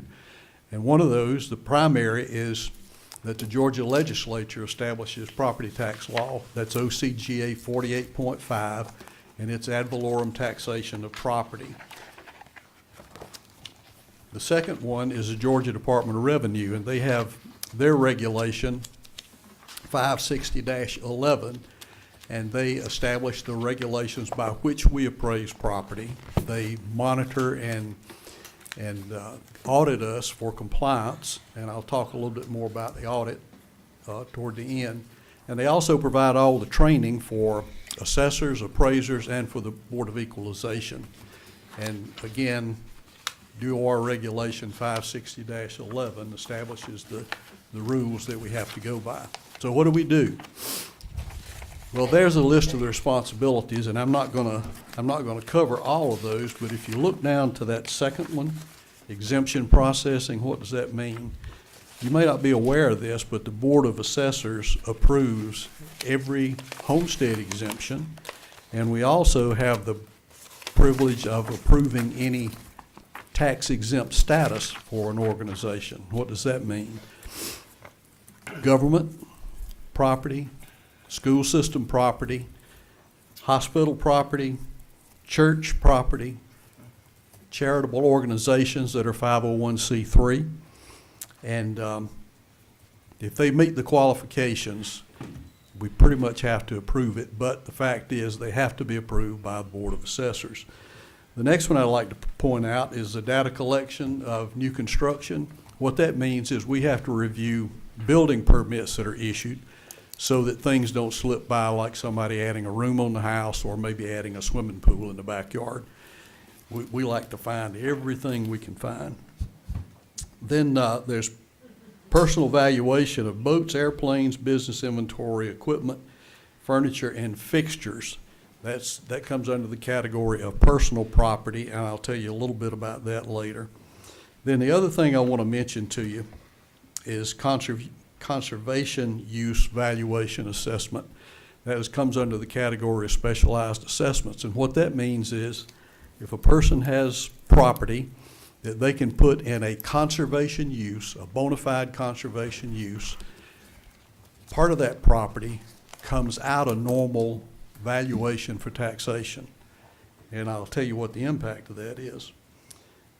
Right now we have, the Department of Revenue has soil tables, and if they put property in conservation, then that property is valued based on the soil type. And they have a table that they put out every year that we have to go by. In 2023, Spalding County had 39,159 acres in conservation.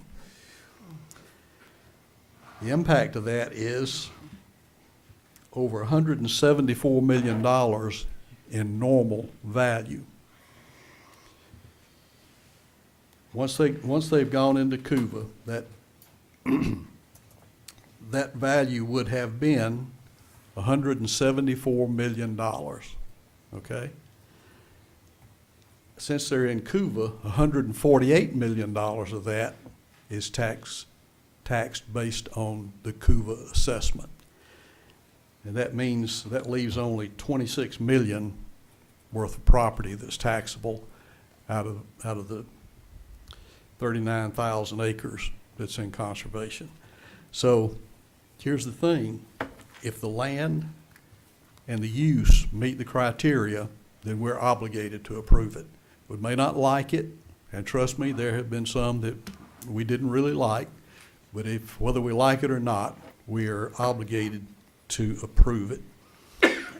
Now there's a method to the madness, and I'm sure you've been waiting with bated breath till we get to this part. There are generally 4 factors that affect value. And they are physical, economic, government, and social. And I'm not going to read all those to you. You have a packet there, and you can take that home in case you have problems going to sleep. You can read that, and I promise you it'll work for you. But a couple of things I want to point out in the physical. Obviously, it's location. You've heard the rule of real estate is location, location, location. Well, it's also one of the rules for property assessment. Transportation, availability, topography, climate and weather in a broader sense, not necessarily here, but climate and weather. The next one of those is economic, housing production costs, finance costs, land costs, and interest rates come to bear on those things. Then I'm not going to spend any time on this one. That could lead to a lot of questions, so we'll skip that. Pardon me. And then the next one is social. Trends in the social atmosphere, believe it or not, have a bearing on the property values. And one of the biggest ones of those is population trends. When people are moving into an area, the values go up. When people are moving out of an area, they typically tend to go down. Now, I don't know if you've ever seen a property record card, but I brought one for you tonight. And if you look in the top left-hand corner, you'll see that's where I live. And I had that for a reason. The top, I don't have a pointer, but the top section is the identity section of the property record card. All the way over to the right is how much it's valued at. And I just wanted to point out to you that I'm not immune to the pain everybody else has been feeling. If you look at 2021, you'll see that our property was valued at $189,000. And if you look at 2003, it increased by $140,000. Now, if you think I'd do that to myself if I didn't have to. But there's some other things I want to point out. If you look, DeAndre, can you highlight that line where it says topography?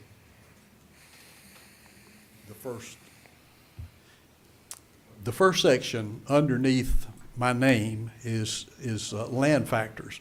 And these are the things that can affect the value. Topography. Did I do that? No, I didn't. Okay. Topography, wetlands, even the shape of the lot can affect the value of it. So if you look a little further down, you'll see at the bottom section there are entries where permits have been issued, and that's how we have to pick up on some of the additions that get added to people's homes. If you look at the next slide, I can do that. You look at the next slide, you get into more of a description of the house. And there are a lot of factors that come into play there. Bottom left is a sketch that has to be made on every dwelling. There also has to be a picture of every dwelling there. And my wife made sure the grass was cut before that picture was made.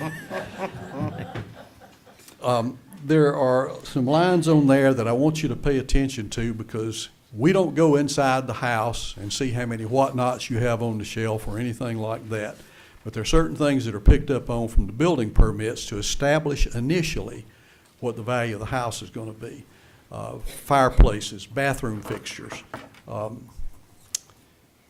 hardwood floors, carpet, those kind of things. But if you look on over to the right just a little bit, you'll see in the first gray column, about halfway down, there's one called grade. And every house is assigned a grade. And that grade is sort of a matter of the construction quality of the house. What things matter there? The type of windows that are used, the type of doors that are used, columns, porches, breaks in the roof line, all those things like you see gables add value to the house. And then just across from that, you see neighborhood. Now, neighborhood is a factor that we have to take into consideration. Basically, it's a geographic area with similar characteristics. And in Spalding County, there are 370 neighborhoods. If you look at the next slide, or methodology, and I'm not going to bore you with all that, I'm just going to point out a couple of things to you. Spalding County uses mass appraisal technology, and we use software called Computer Assisted Mass Appraisal, or CAMA software. And basically that is a modeling type of software.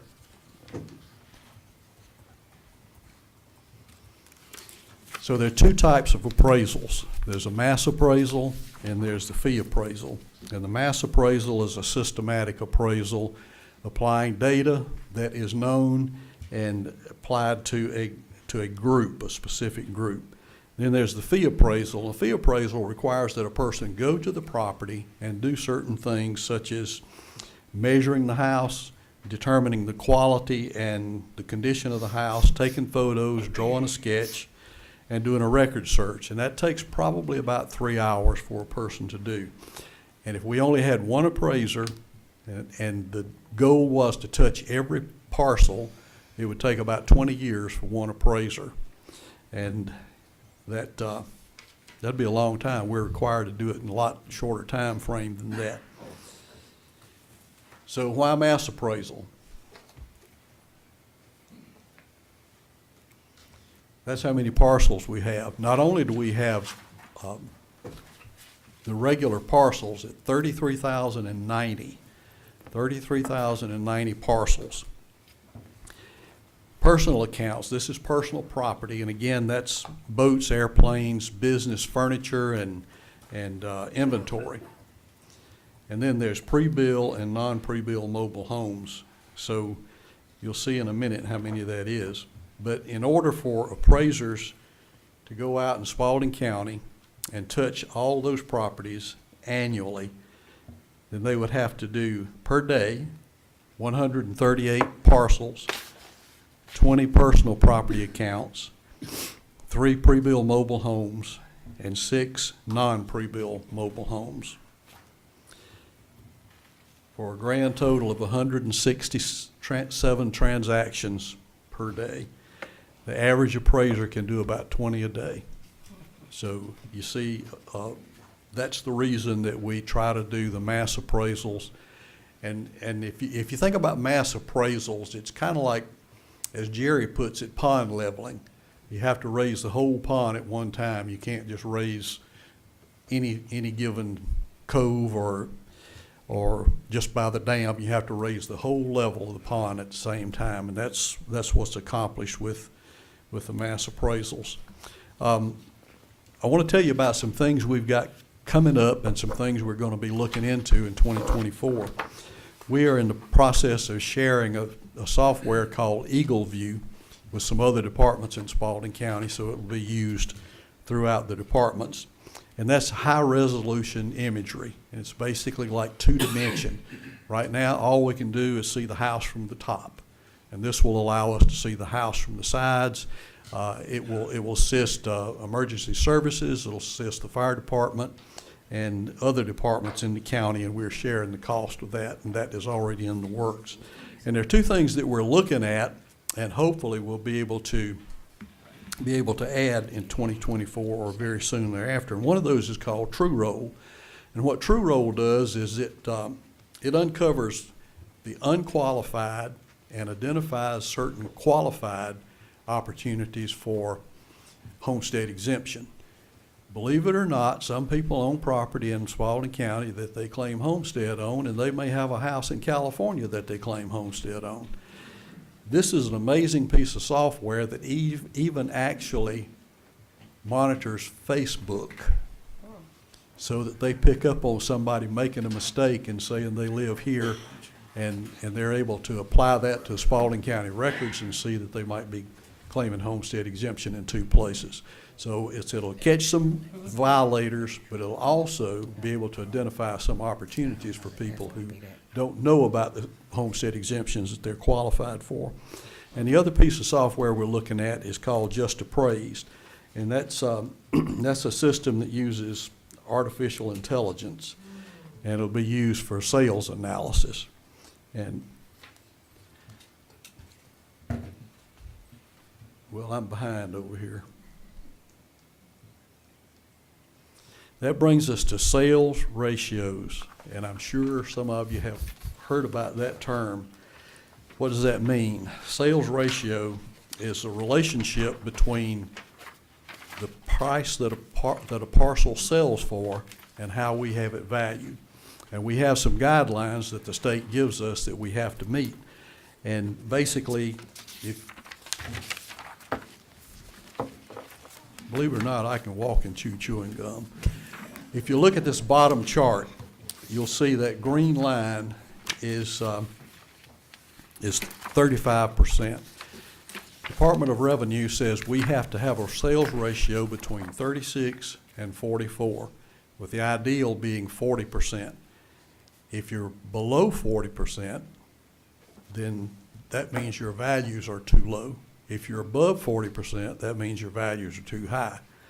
And I'm sure we get a lot of argument about that. But we barely squeaked by this year, and there's some ramifications that I won't get into, but basically just know that there's a number that we have to meet. And how do we meet that? We have to meet that by adjusting the property values. And if you don't fall within a proper ratio, the state wants to know why, and they'll give you some time to get it right. And if you don't get it right, then the state gets in your business. They'll cite you at a rate of $5 per parcel, $33,090 and growing. And also, they'll come in and do it for you. So we like to try to find that happy medium. We'd love to get close to 40. So what's the big factor in determining the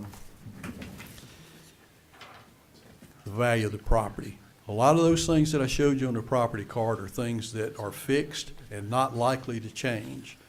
What does change is the price per square foot. So how do we get that? We have to take the sales. I want you to remember this term, fair market value. We have to take the sales, find the median in any property classification, and whatever that sells for, the price per square foot is what we shoot for. If you look at that top graph there, you can see it's hard to read, but the time frame is broken up into quarters. And you'll see, just like everything else, things have been going up. And to be quite honest with you, we don't have a lot of leeway with that. We did exercise a little bit this year. We were justified to going up to $165 a square foot. But we decided to take the human equation into consideration and only went up to $135 a square foot. So what does that mean? That means next year is another year. And again, it hits us just like it does everybody else, so there's nothing arbitrary about the values going up. So we're striving, we're doing the best we can, and we're trying to get more efficient by adding the software programs that I described to you.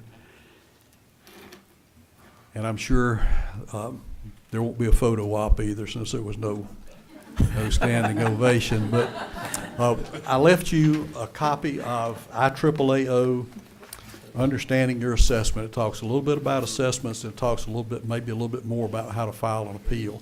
And you have the presentation. There are also some of these folders on the back table back there, if anybody in the audience would like to have one. It's I've told you everything I have learned in 120 hours of formal graded training and about 6 hours of personal experience. So if you have any questions, thank you. Johnny, I do have one. You said that the state will fine us $5 a parcel if we're not assessing where they think we should be assessing, and then come in and do it for us. They will give you 3 years to get it right. And if you don't get it right, then they will cite you and they'll come in and assist you. And anytime somebody says, I'm from the government, I'm here to help.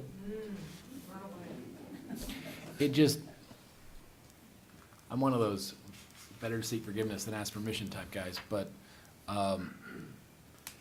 it seems like effectively with that, you would be paying $5 a parcel to get the state to come in and do the full tax assessor's job, which seems like That would be more like a fine. Yes. And then they come in and do the job, right? I Did mean, do they make misunderstand? Like- us pay for it if they come in and do it? Yeah, I'm- Jerry, I brought my life preserver with me. I do have sheriff's department behind me. Just in case. The way it would work would be when, if we fall below the 36 and we're cited, they would issue a letter which cites us and warns us, and we have 3 years to correct that, to get it up to above a 36. If we do not do that, then they will come back with a little bit heavier hand, potentially fine you the $5 a parcel that we're talking about. But generally, they just want it fixed. And so what they would do is they would issue an order for the county to have it reappraised, the entire reappraisal done. It wouldn't be optional for the county, and the county would have to pay for it. We're looking at a tune of about $1.5 million generally to do that. So they do work with you, especially now since COVID, and since the values are going up more than we've seen. We had 71% of the counties in Georgia failed the test. In other words, they were under the 38.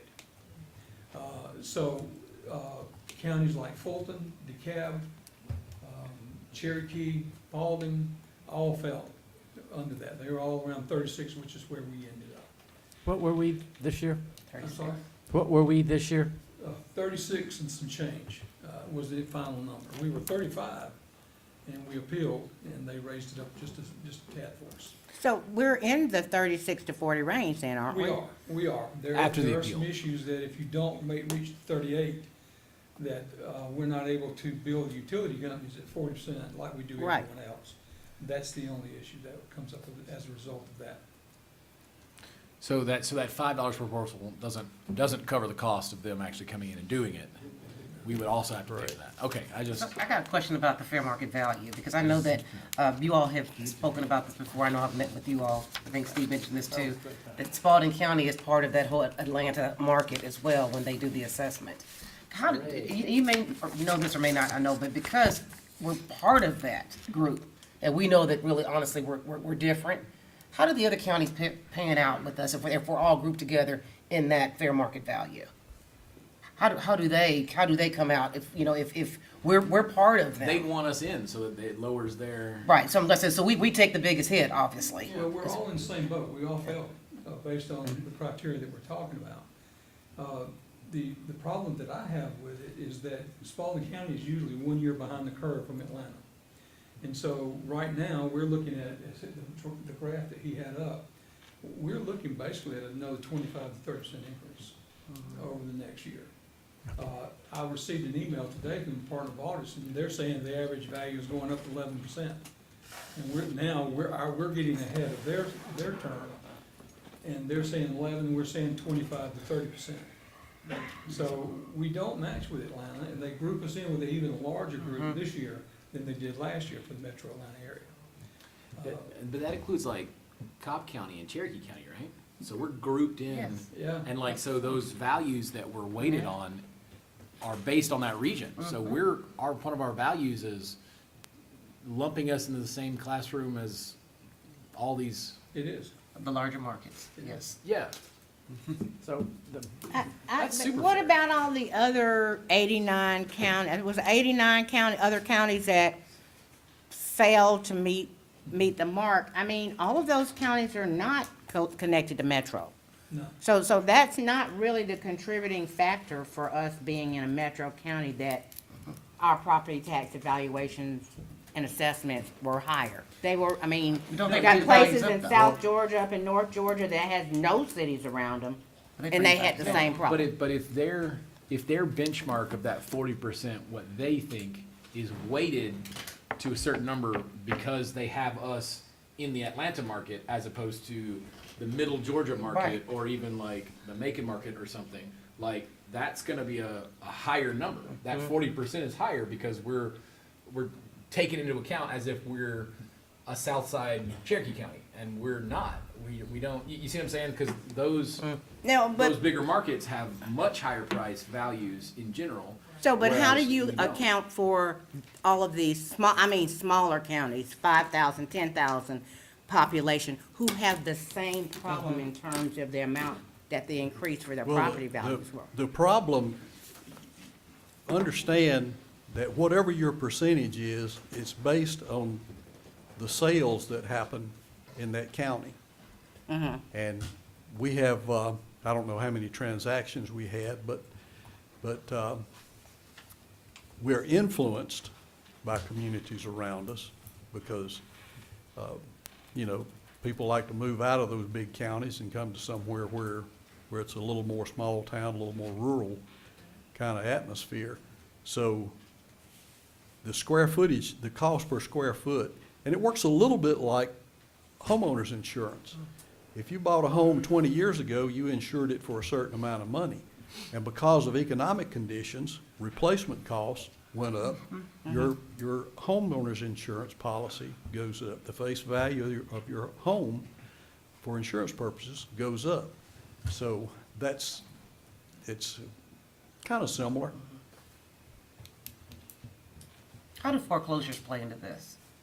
As far as like, you know, you look at like some of the the larger houses, or should I say more valued homes, you know, like in some of the larger markets, and they sell, you know, for like a third of the cost. I mean, how does that play into this? Does that factor in? Well, it wouldn't take a rocket scientist, to be honest with you. It's a house sold for $200,000. Right.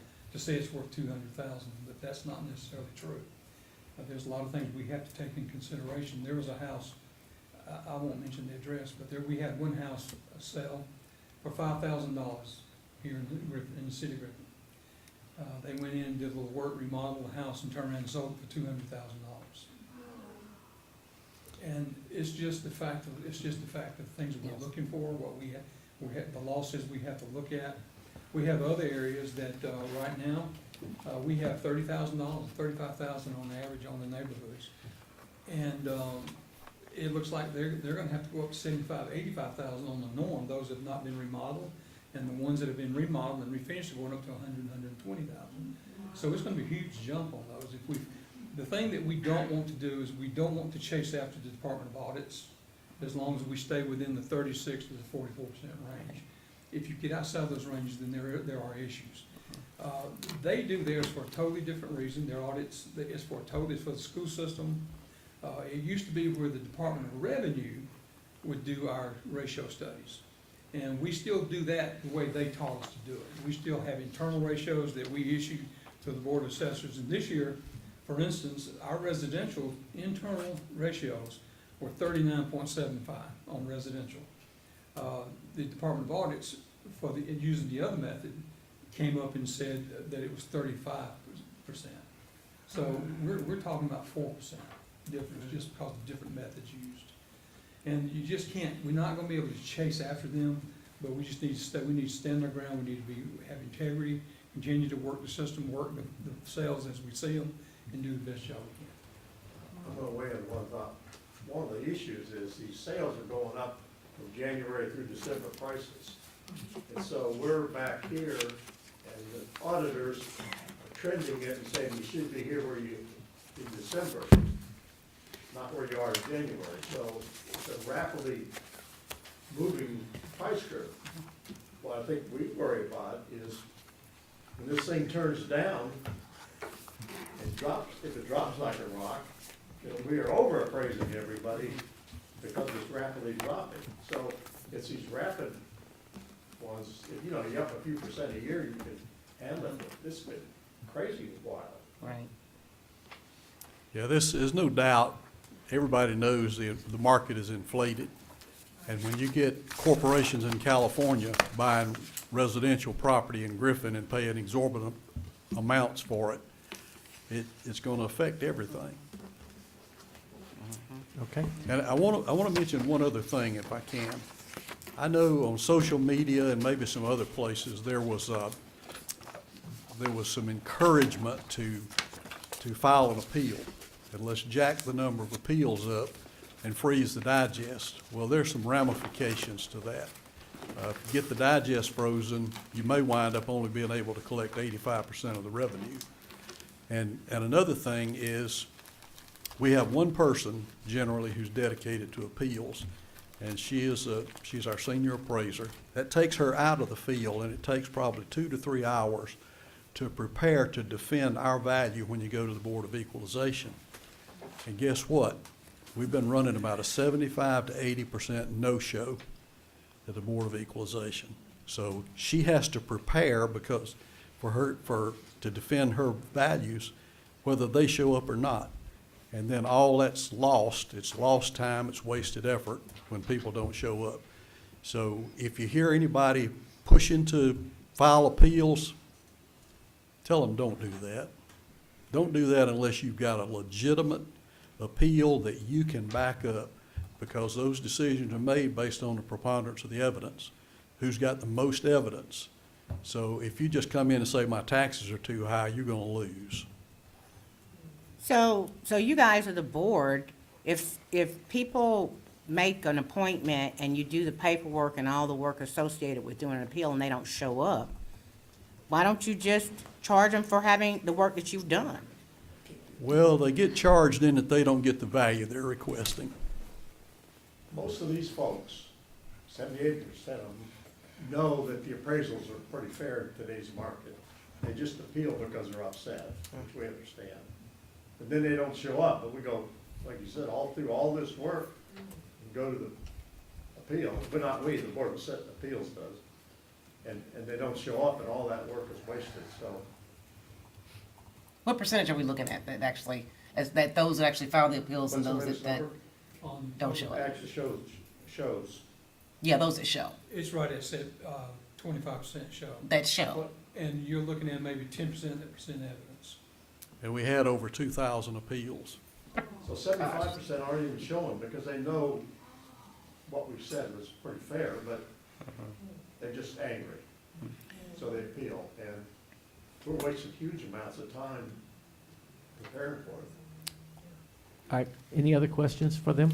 Our numbers there. Okay, thank you, we Thank you. appreciate it. Thank you Jerry, for your thank you time. for your service to Yes. Spalding County. We wish you all the best as you go forward. Thank Bob? you.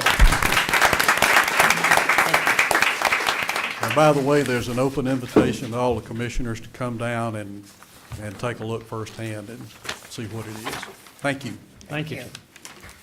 Item number 5, this is the zoning public hearing. Yeah, we gotta go with this. Persons desiring to speak must sign in for the appropriate application. When called, speakers must state their name, addresses, and direct all comments to the board only. Speakers will be allocated 3 minutes to speak on their chosen topics as it relates to matters being considered by the Board of Commissioners on this agenda. No questions will be asked by any of the commissioners during the public hearing. Outbursts from the audience will not be tolerated. Common courtesy and civility are expected at all times during the hearing. Do I have a motion to go into public hearing? So moved. Do I have a second? Second. I have a motion and a second. Any discussion? All those in favor, please signify by raising your hand. 5-0. We're now in public hearing. Consider the approval for the streetlight district in Grayson Park. Application 2312S, Logan Conley, owner, King Richard Drive, approximately 1.1 acres located in the land lot 61 of the 3rd Land District. This applicant is requesting to be able to use his property as a short-term rental. This property is currently zoned R2, single-family district. Mr. Chairman, I think you read 2 items. You read 2 items, yes, sir. Two items, yeah, we left number 2 out on that application. Yeah, so we have Grayson Park first and then the. Oh, okay, sorry. No Consider, no, item number 1, consider the approval of the streetlight district for Grayson Park. Director? Yes, well, we have the documentation for a petition for street lighting by the Gregory D. Hasty, VP of Land Development, Starlight Home, Georgia, LLC, representing the LB Heron Bay. This is Grayson Park. They have the 259 lots requesting, once again, street lighting. We have all the documentation. The utility company that's going to be used is EMC. Okay. And your staff recommendation? Is for approval. All right. Do I have a motion to? That comes up, we're voting on it now or later? This is just the hearing, right? Just a hearing. This is just a hearing. Just a hearing, yes. Okay. Is everybody here to talk? Is there anybody here to talk about? No, sir, no one has signed up for this Okay. case. Let me try again. Application number 2. 23-12S, Logan Conley, owner, 111 King Richard Drive, approximately 1.1 acres located in land lot 61 of the 3rd Land District. This applicant is requesting to be able to use his property as a short-term rental. This property is currently zoned R2 Single Family District. Director Reese? Yes, if I could read our findings again. Mr. Logan was operating as a short-term rental before requesting the special exception approval. The staff was made aware of the code violation and sent Mr. Logan a letter to come into the office to correct that said violation. Once the application was submitted, signs were placed on his property and staff received opposition to the application. Most of the opposition was rooted in the constant violations of the noise ordinance by the applicant. The public hearing signs were also removed at various times, even until this time presently. They've been removed, which forced staff to delay the hearing for that case back then. During the Planning Commission meeting on September 26, 2023, it was brought to staff's attention that the residence was being used as a party house. The Planning Commission recommended the case be denied that evening.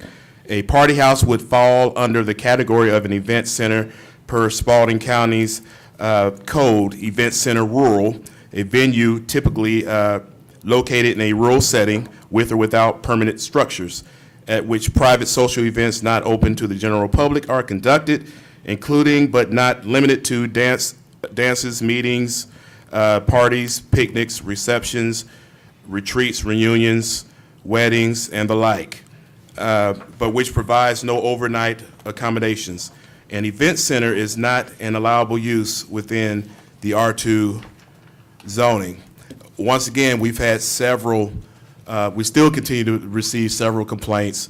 The sign is always removed. We don't know if it's neighbors or from the applicant, but there is a problem with the fact that that sign has been constantly removed. The final staff recommendation continues to be for denial. Okay. Somebody here to? Mr. Chairman, no one signed up for this. There's someone. Okay. You okay with the? We have to vote, though. That's I correct. move that we allow this young lady in the back to speak. Second. All right. All those in favor, please signify by raising your hand. 5-0. Please come forward, ma'am. State your name and address.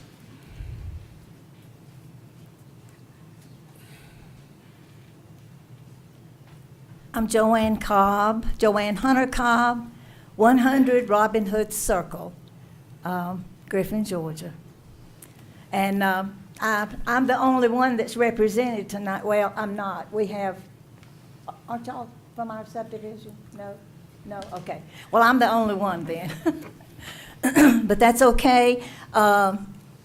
A lot of in fact, just about all of our residents in the neighborhood was wondering why we didn't get a notice or anything stating that, now, I did find out yesterday that we were on the agenda. And so I made plans to come, and I did call a lot of them, and they wanted to come, but they couldn't because of sickness. And my husband is also sick, and I've been sick, so. But, yes, the house is, we understand that it's up for sale now, that it's on the market. One of the ladies in our neighborhood, she is a underwriter for one of the banks here, and she's been keeping up with it. And but this house is next door to me and my husband, and we're the ones that's had to put up with all the noise, the parties, the cussing, the dope, smell, and everything. So, but the whole neighborhood, we're all in agreement that, you know, we want this to move forward. and that we just want him to just sell it and get out of our neighborhood and just let it be back like we used to have it. We used to just, you know, we have a real quiet neighborhood. There's a total of 44 houses in there, I think.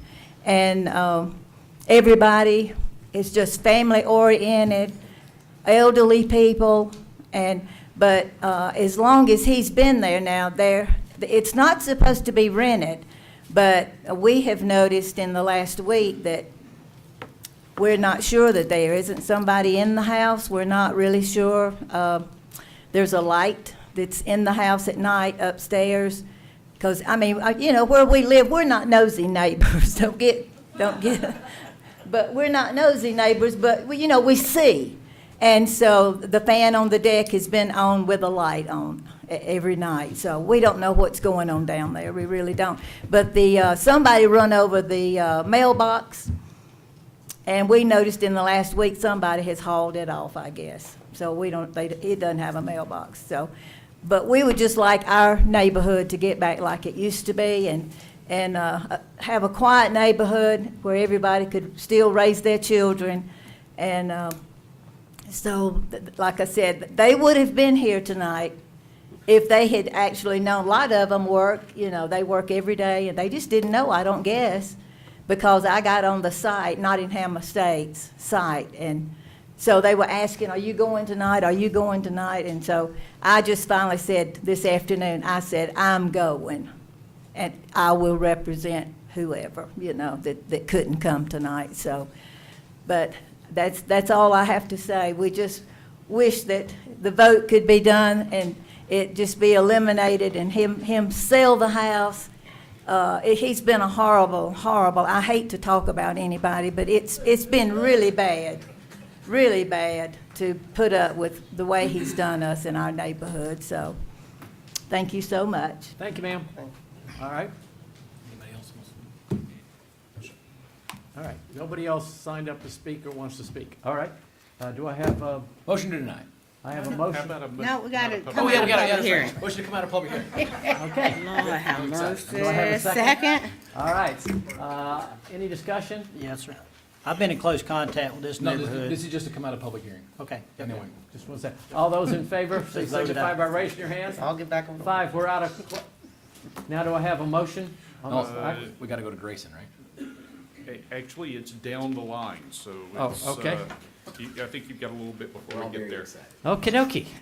Item number 6, public hearings. Funny. We will observe the same procedures for the individual speaking during the public hearing as stated previously for the zoning public hearing. Anybody signed up? Item 1, conduct a public hearing on the 2023 CIE with revisions as requested by the Three Rivers Regional Commission. Do I have a Motion motion? to go into public hearing. All right, I have a motion to go into public hearing. Do I have a second? Second. I have a motion and a second. Any discussion? All those in favor, please signify by raising your hand. 4-0. We're in public hearing now. Anybody? No, sir, no one has signed up. All right. Motion to come out of public hearing. I have a Second. motion to come out of public hearing. Do I have a second? Rita. I have I have a second from Ms. Rita Johnson. All right, any more discussion? All those in favor, please signify by raising your hand. 4-0. We're back out of. We're just stunned by all the awards tonight. Yeah. All right, do I have a motion on the CIE? Was that a thing? Is that what we're voting on? No. No, sir. No, sir. Okay, excuse me. I'm getting. One in a minute. Now we're in minutes. Now we're in minutes. All right. Minutes. Consider approval of the minutes from the Spalding County Board of Commissioners work session, regular meeting, and executive session on November 6, 2023. Do I have a motion to approve? Motion to approve. Do I have a second? I have a second. Any discussion? All those in favor, please signify by raising your hand. 4-0. Thank you. Citizen comments. Mr. Chairman, before you go into citizen comments, looking on the agenda that I have, there is no provision for your vote on those two zoning items on the agenda. Did they not get placed on? All right, so we'd need to have an amendment to the agenda to add those two. if And the I was board wondering wants if to the agenda had decline. been amended after Donna pull this for me. Mr. Chairman, I'd like to motion does to say amend the approve. agenda to include a vote on the Grayson Lake Streetlight District for Grayson Park and the application 2312S, and to do that right before citizen comment. I second. Thank you. Okay, I have a motion. and a Yes. second. Thank you. Any discussion? All those in favor, please signify by raising your hand. 4-0. Jail was right. All right, All right, so now we're in Grayson Park. all right. Do I have a motion on Grayson Park? Make a motion to approve. I have a motion to approve the streetlights. Streetlights. Do I have a second? Second. All right, I have a motion and a second. Any discussion? All those in favor, please signify by raising your hand. 4-0. Thank you. Now, do I have a motion? Now we're on application 2312S. Now Motion you to can- deny, application 2312S. All right, I have a motion to deny. Do I have a second? Second. I have a motion and a second. Any discussion? Yeah, like I was gonna say, I've been in contact with this neighborhood a lot about this. This guy has been a mockery towards the county. He come in under the influence one night at a meeting. I know for a fact, he's the one that's pulling signs up and hide them while he had people there renting for the weekend.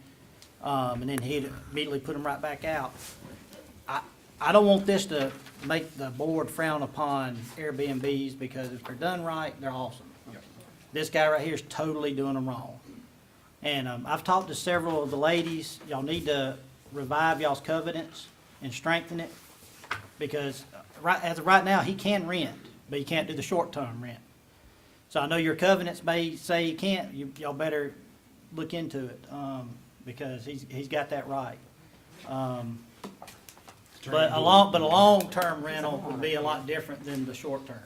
You know, you'd have one person there, and you can kind of have a little more control over them, what they do. 'Cause these people here, they were midnight runners. They'd come in, party, smoke dope, have domestics, multiple police reports, just constant, like 3 or 4 weekends in a row, just bang, bang, bang, bang. I mean, I've talked to several of the officers that went out there, and it was always chaos. But again, we're nipping it in the bud tonight on this. So All right. Commissioner Baldwin's totally correct. Like, there's nothing wrong with short-term rentals when they're done right. That's why they have to come and get this exception specifically, so that when somebody's doing it correctly, I mean, my sister-in-law in Peachtree City has one in her basement, and it works fine, you know what I mean?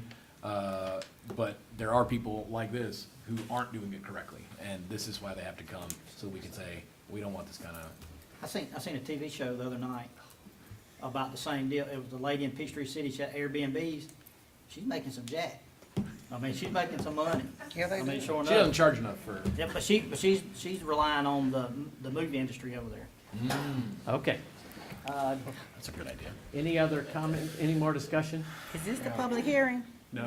We've already out of it. The motion is to discussion. deny I didn't the stay out application. long enough. Motion to Okay, deny yes, for Ryan I know people who live across the street from that house. And they have called me on the phone before and stood outside so you could hear the music in their front yard, and there were cars parked all the way up and down both sides of the street. Yeah, I know. Okay. Yeah, they don't need to do it. Any more discussion?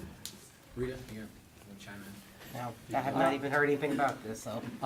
All those in favor of denying this motion, this action, raise your hand, please. 5-0, motion is denied. All right. I think I'm in Now we're in item citizen 8. comment. You are. Well, you're in, yes. Minutes? We're back in Citizens' citizens' comments. comments. Okay. Citizen comments. Speakers must sign up prior to the meeting and provide their names, addresses, and the topic. What's going on? Okay. We will need a vote on the CIE. Right. I just want to make sure that, That is on the agenda. okay, I was just making sure, okay, Okay. okay. Speakers must direct your remarks to the board and not to individual commissioners or to the audience. Personal disagreements with individual commissioners or county employees are not a matter of public concern, and personal attacks will not be tolerated. The chairman has the right to limit your comments in the interest of disposing of the county's business in an efficient and respectful manner. Speakers will be allocated 3 minutes to speak on their chosen topics as they relate to matters pertaining to the jurisdiction of the Board of Commissioners. No questions will be asked by any of the commissioners during citizen comments. Outbursts from the audience will not be tolerated. Common courtesy and civility are expected at all times during the meeting. No speakers will be permitted to speak more than 3 minutes or more than once unless the board votes to suspend this rule. Dr. Ledbetter? Mr. Chairman, first up this evening is Julia Maloney. If you would please come forward and state your name and your address for the record, please.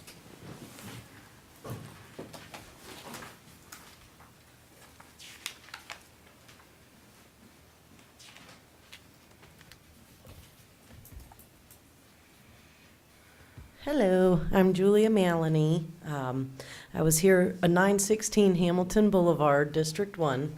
I was here a month ago to discuss the shelter, and I'm back again to discuss the shelter once again. First of all, I wanted to say that we discussed last month about the $25,000 that was put towards spay and neuter towards the dogs, and we were just wondering, we found a vet, the shelter staff found a great vet in Barnesville that's ready to start spaying and neutering on the mass scale for Spalding, so we were wondering, when exactly does the shelter get that money? So arrangements can be made, volunteers are more than happy to help transport animals there and help the shelter staff get animals back and forth. So we wanted a little transparency on that and just communication on that. And also, I wanted to reiterate about, getting more prison detail there to help us walk the dogs. And I also wanted to discuss about, I understand that the shelter is a no-kill shelter, but what no-kill actually means is it doesn't mean no euthanization. It means a 90% no-kill rate. You have dogs in there that are feral. They're never going to be adopted out. They're living in 4-foot pens. I mean, that is cruel and inhumane to just leave them like that. They need to be humanely euthanized, unfortunately. We can't put them back out on the streets, and we're not going to get them adopted out. And they're taking up space that from other dogs we could be rescuing off the streets and bringing into the shelters. And I know that anytime you bring up euthanizing animals in a shelter, that's a very controversial topic. People get emotional and upset about that, but the reality is leaving animals in small little confined areas, there's dogs up there that have been living in a 4-foot pen for a year. If they're not going to be walked, if they're not going to be taken out, let's do the humane, compassionate thing for them and relieve them from this life of misery, because no dog should have to live like that. And that was all I mainly wanted to say, but definitely want to know about the 25,000. And me and the other volunteer, we will be listening to your comments afterwards, but we will have to leave when we're done with our statements. But we will catch up on the YouTube and listen. We didn't want to be disrespectful, like we were leaving before y'all got to comment. So, thank you. County Manager, it's my understanding volunteers can't transport animals, right? Like, it has to stay. Yeah, for liability purposes, we have to be the ones that do the transporting. Now, with respect to the inmate work detail, just as a update for the board, I did have a conversation with Warden Humphreys this morning, and we have located a detail officer who will be starting in that role here very shortly. So we will have an inmate officer to support the animal shelter with additional inmate crews. Is there a way, because I know that we have a nonprofit that's coming in to try to help us, like with like a foster program.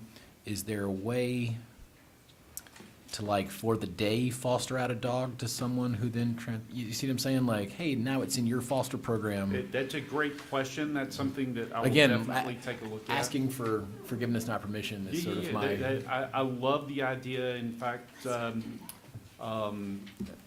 marshal and I have had many conversations about locating as many volunteers who could foster our babies across the county. Yeah. Because the more foster families we have, the more space we have available in our brand-new shelter for those who can't be fostered. It's a great idea, great program, and something that we are definitely pursuing as quickly as we possibly can. It just seems like we could use such a program to like foster several for the day to Love then it. take down to. Absolutely love it, and that is something that we will pursue. Yeah, but let's have a point of order, please, because we're not supposed to be discussing stuff during public comment. In fact, we He had a whole can. workshop about asking questions during this. Well, yeah, that's what I'm saying, and y'all are having a conversation, not him making a comment to you. All of mine are Got questions you. so far. What about that 25,000? The budget is available for the animal shelter, yes. It is available now for the animal shelter for that program. It's live right now. That's correct. Okay, thank you, ma'am. Thank you, and y'all have a good holiday. Thank you. Allison Burley.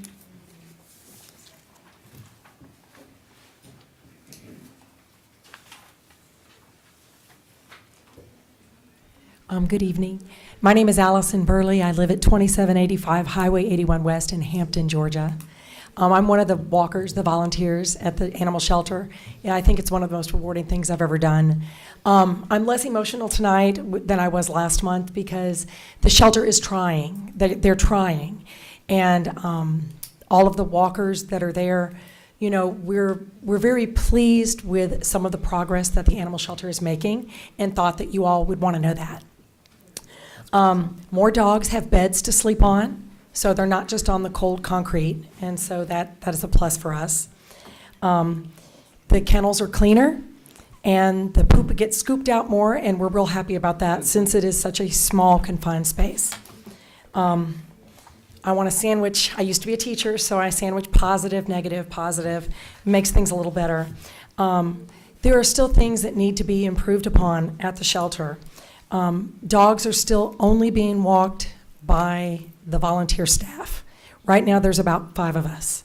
There's a whole lot more coming in, but they're not trained, they're not there yet, okay? It would be so great if we had enough inmates. There's a lot of good guys that are the inmates that come in. It would be so great if there was a team that came in, even if it was just briefly, you do this row, you do this row. There's like 6 rows.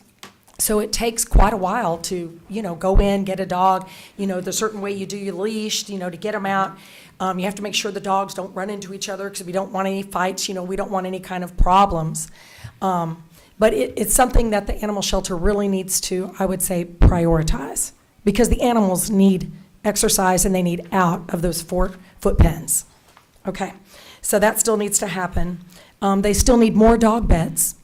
They still don't have enough. You know, I took a little, this is just me being me, but I grabbed a towel right before I left tonight when I was there, and I went into one of the little tiny enclosures, and this one little dog just sleeps, just shivering on the cold concrete, and I said, baby, here's a towel. And I put it down, and I sat there with her, and she loved on me and was just so grateful. So anyway, they still need more beds. That's another thing that they still need to work on. And the last thing is Saturdays. Saturdays, the shelter's open from 10 to 2. It's just 4 hours. However, I feel like for whatever reason, the staff leaves the secretary there. All the staff is there in the morning, and that the inmates are there to clean everything up and feed the dogs and do all that, and then everybody's gone. It leaves the secretary. That's it. And there's a whole lot going on at the shelter. It's the only day that a lot of people can come and look at the dogs. So there's visitors coming to look at the dogs. Oh, do you want me to finish? Okay, I'll talk real quick. I'm sorry. And then there's adoptions going on, and that's what the secretary has to do. And then, of course, we're still trying to walk the dogs. So there's like all this stuff going on, and there's a secretary. And so at the end of the day, at 2 o'clock, there's poop all in the kennels, and there's no water. And so volunteers, thank God, we're there, you know, when we can be there on Saturdays because we water the dogs. And, you know, when we can find the things that clean up the poop, when we have time, we do that as well on Saturdays. And we just feel like, hey, look, we've got these great inmates that know how to do this. You know, can they work like all day Saturday like they do during the week? It would be a really great thing if they could. Just throwing that out there. Thank you so much for your time. Thank you. Anybody else? No, sir, no one else has signed up. Item number 9, consent agenda. I will read the items in the consent agenda, and the board can vote on these items as a whole, or should there be a need to discuss any of the items individually, the board will vote on the items to be approved and then discuss the items in question prior to the vote on the remaining items. Consider approval of the Nungpor trunk for a joint proclamation with the City of Griffin recognizing the Kiwanis Club of Spalding County. Item 2, consider approval Nungpor of a proclamation recognizing Small Business Saturday in Spalding County, Georgia. Item 3, consider approval of the new 2024 alcohol license for retail sale of liquor for the below A1 Liquor, 1650B North Hill Street, Griffin, Georgia 30223, with no violations. Consider approval of the 2023 new alcohol license for sale of beer and wine for the following: Family Dollar, number 32213 at 1642 North Hill Street, Georgia 30223, no violations. Do I have a motion? Mr. Chairman, I'd like to make a motion to consider all 4 items at one time, and I would like to make a motion to approve. All right, second. I have a motion and a second. Any more discussion? All those in favor, please signify by raising your hand. 5-0, motion carries. Item 10, new business. Consider requests from Judge Josh Thacker, Judge Rita Kavanaugh, and Director Marty Matthews for the Board of Commissioners to approve a service agreement for Spalding County Sentence Enforcement to provide defendant supervision services to the Spalding County Magistrate Court. All right, so what this is a sharing of is a responsibility agreement. So when you all very kindly created the Spalding County Sentence Enforcement that became live on July 1, which Director Matthews is here, at that time, we already had ready the Spalding County State Court contract and the Superior Court contract, which is a required portion for any sentence enforcement office to provide supervision services to that court. The magistrate court contract was not ready at that time.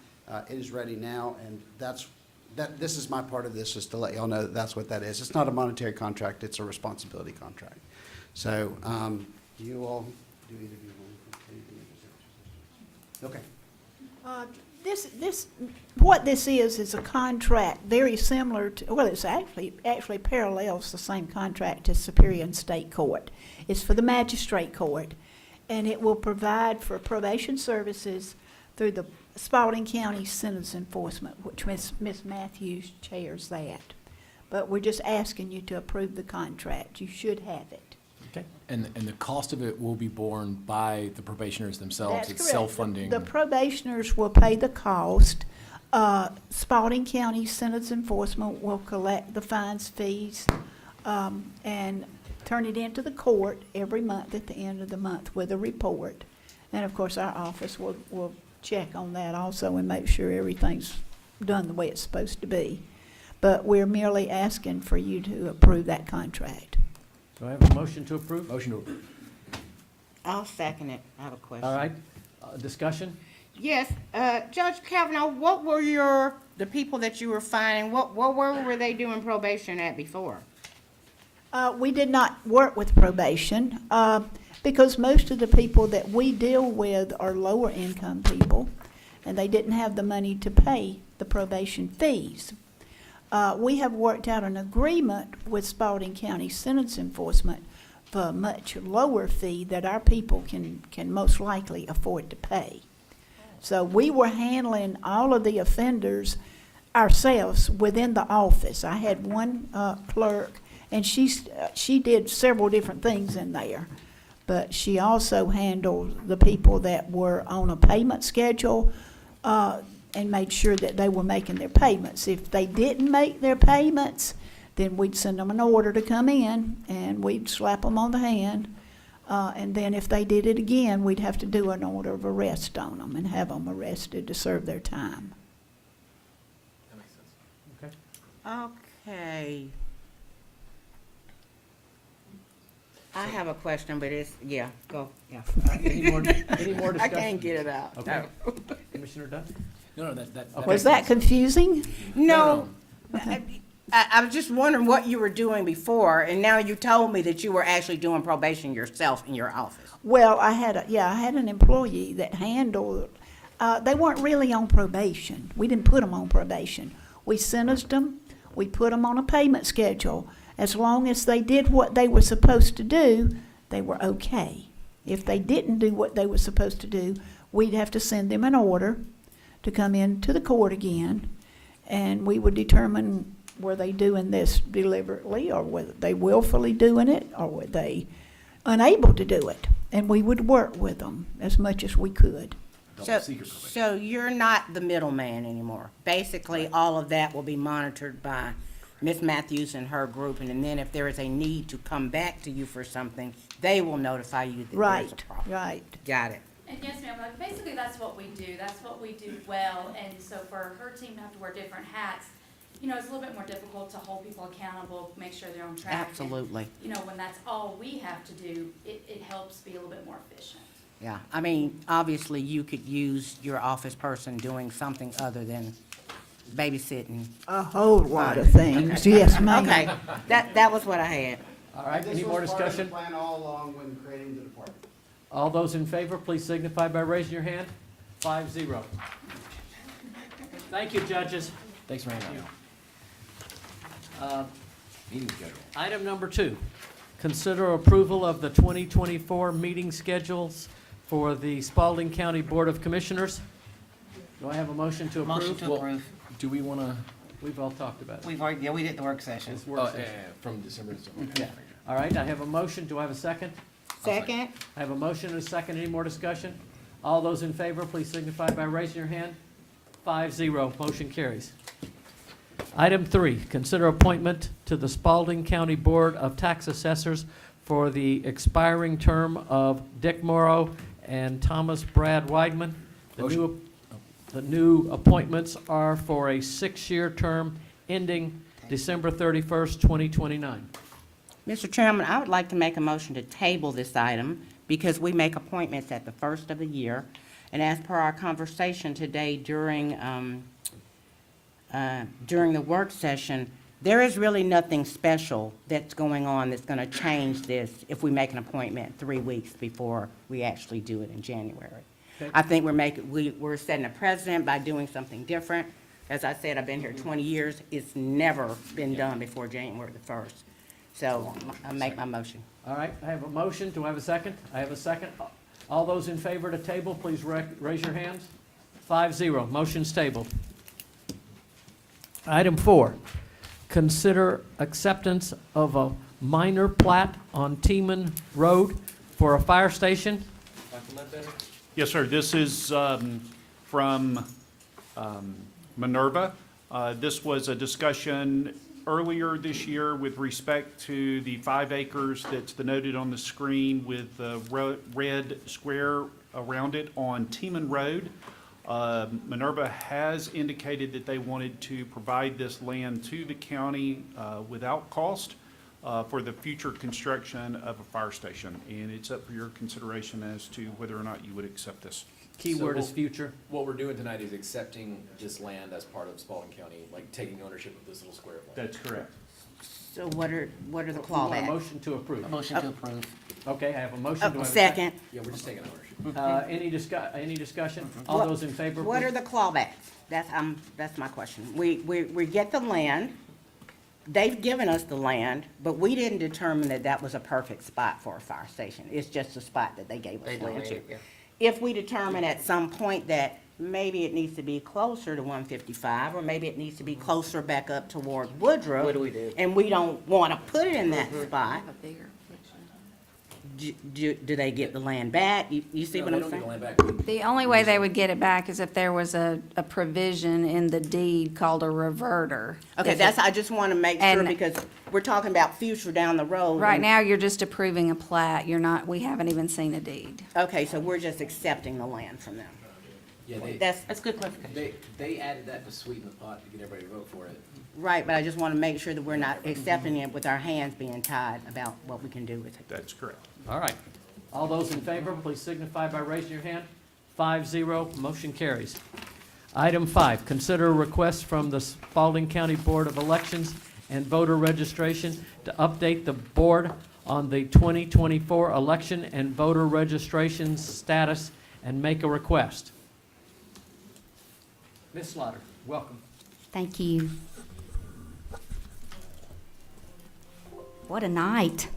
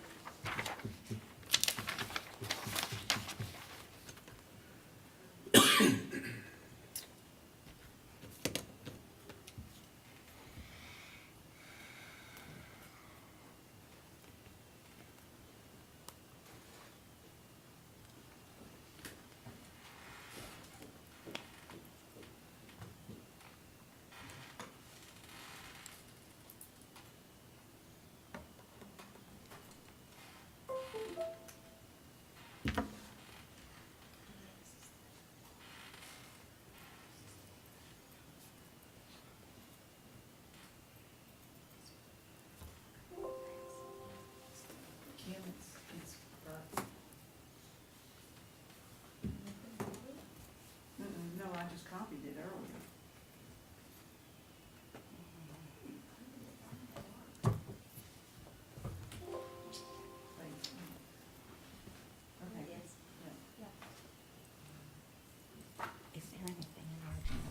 I want to go ahead and say thank you for allowing me to speak this evening, and I stand before you with needs, not wants.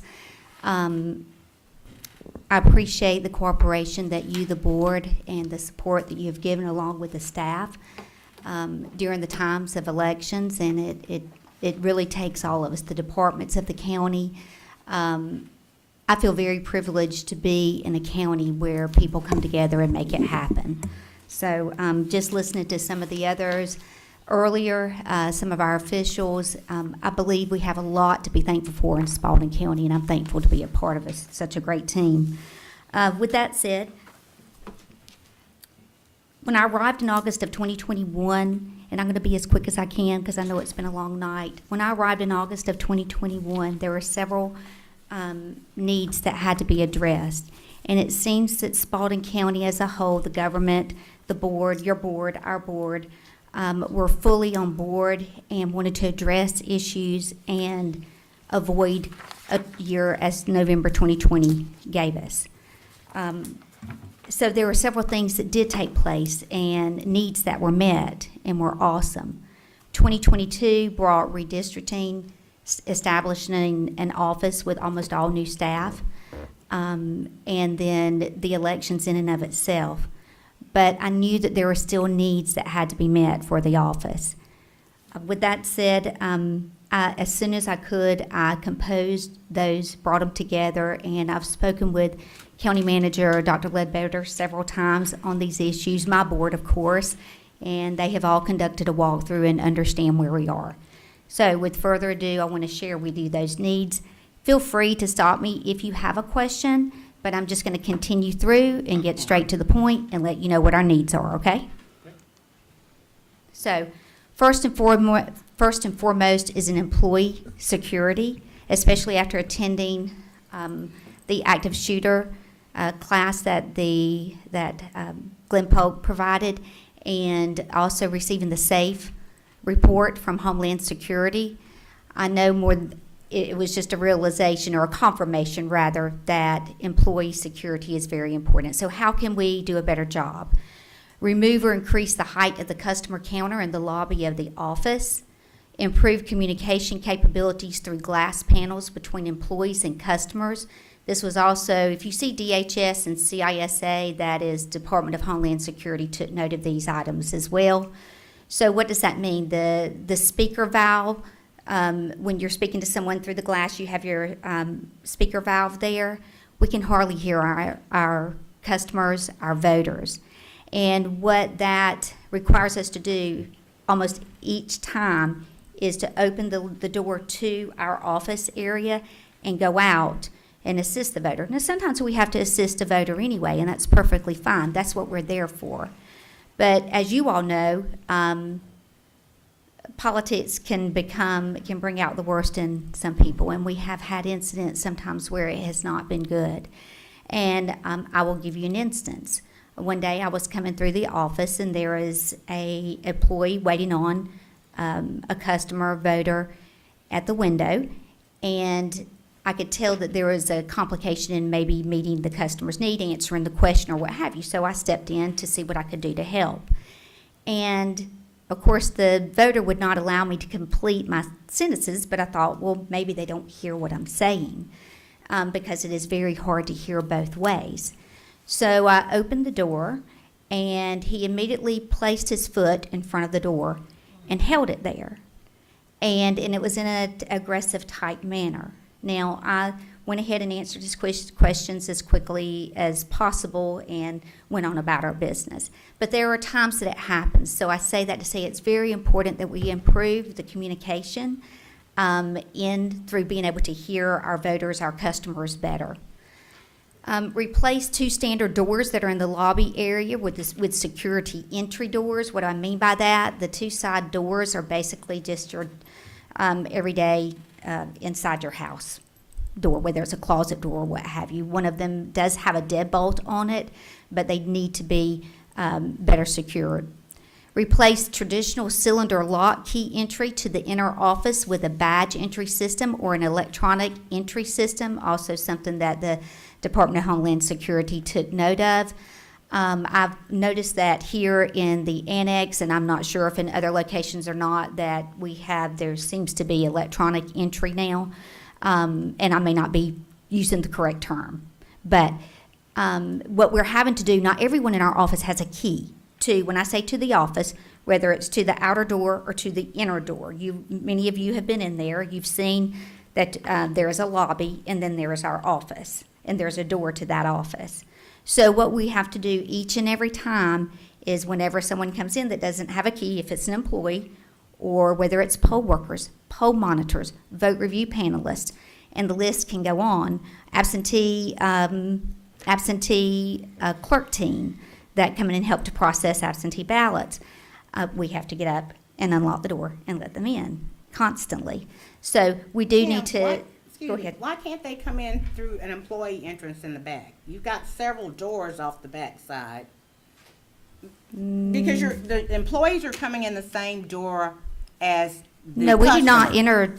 enter the doors at the back of the building. No, I'm simply saying, why don't you have an employee entrance? If you're, I don't know if there's parking back there or There's not. whatever. No, there's But not. it just seems that, We enter from the front door. okay. Yes, we enter from the front door, and and we wouldn't be able to tell if someone was back there or not anyway, trying to enter. They're just an emergency exit door Yeah, at the back. But yeah, did I answer that? yeah. Okay. So this is just an example of what I was explaining to you. Cannot hear the customer's vote, the customer/voters well enough, and required to open the door to always communicate, which places employees in undesirable circumstances, and it can. Increase security for the election management system and the ICC workstation. So what is the election management system? It is a system used to create all the election media that we create. It acts as an integral part of logic and accuracy testing. We use it to upload the election results on election night, and it creates election night and certification reports. The ICC workstation is the combination of a computer and a scanner, which is used to scan and load absentee and provisional ballots, communicates directly to the EMS for the uploading of the results of absentee and provisional ballot votes. So these are two pieces that need to be secured much better than they are. And so what I want to share with you, the vulnerability of the EMS and ICC workstation. Now, this is put out by the Department of Homeland Security. The current election management system for the Spalding County Board of Elections and Registration is located in the front of the facility. It's behind a glass wall and door with aftermarket grates installed to prevent unauthorized access. Currently, gaps exist with this aftermarket solution that would allow for unauthorized access into the facility.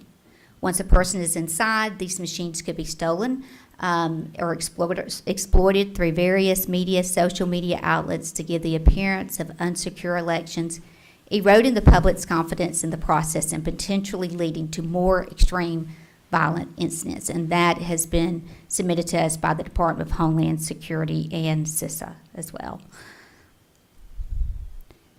This is our EMS. Now, that's a reflection that you see in, you see the scanner, and there is the ICC, and next to it is the EMS. This is what I inherited.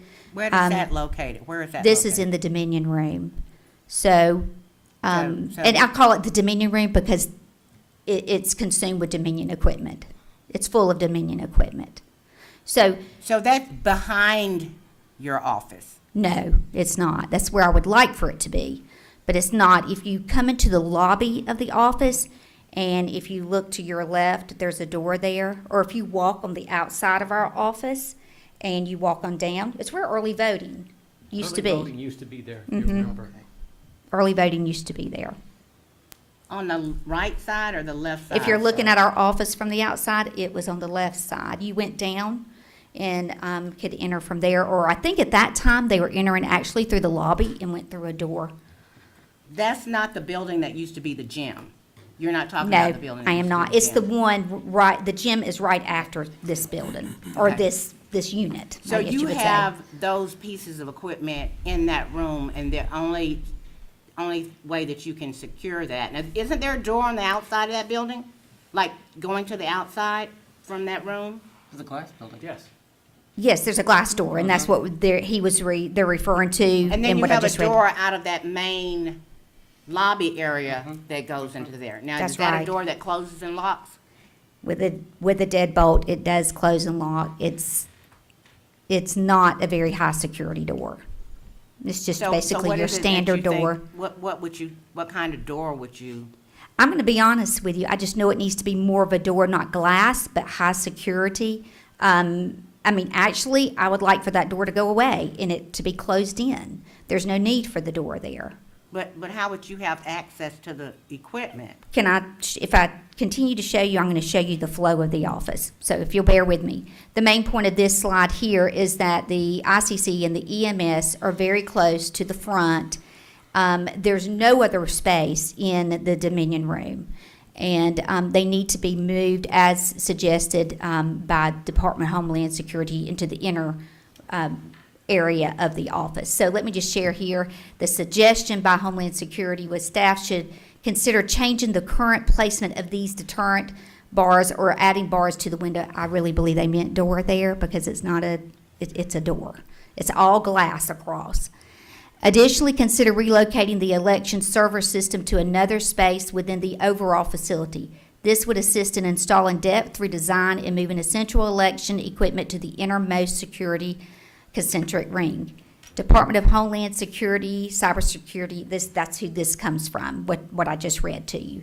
So what my statement is here, in addition to the reason listed above, the EMS and ICC workstation should not be physically accessible by the public during the uploading of results.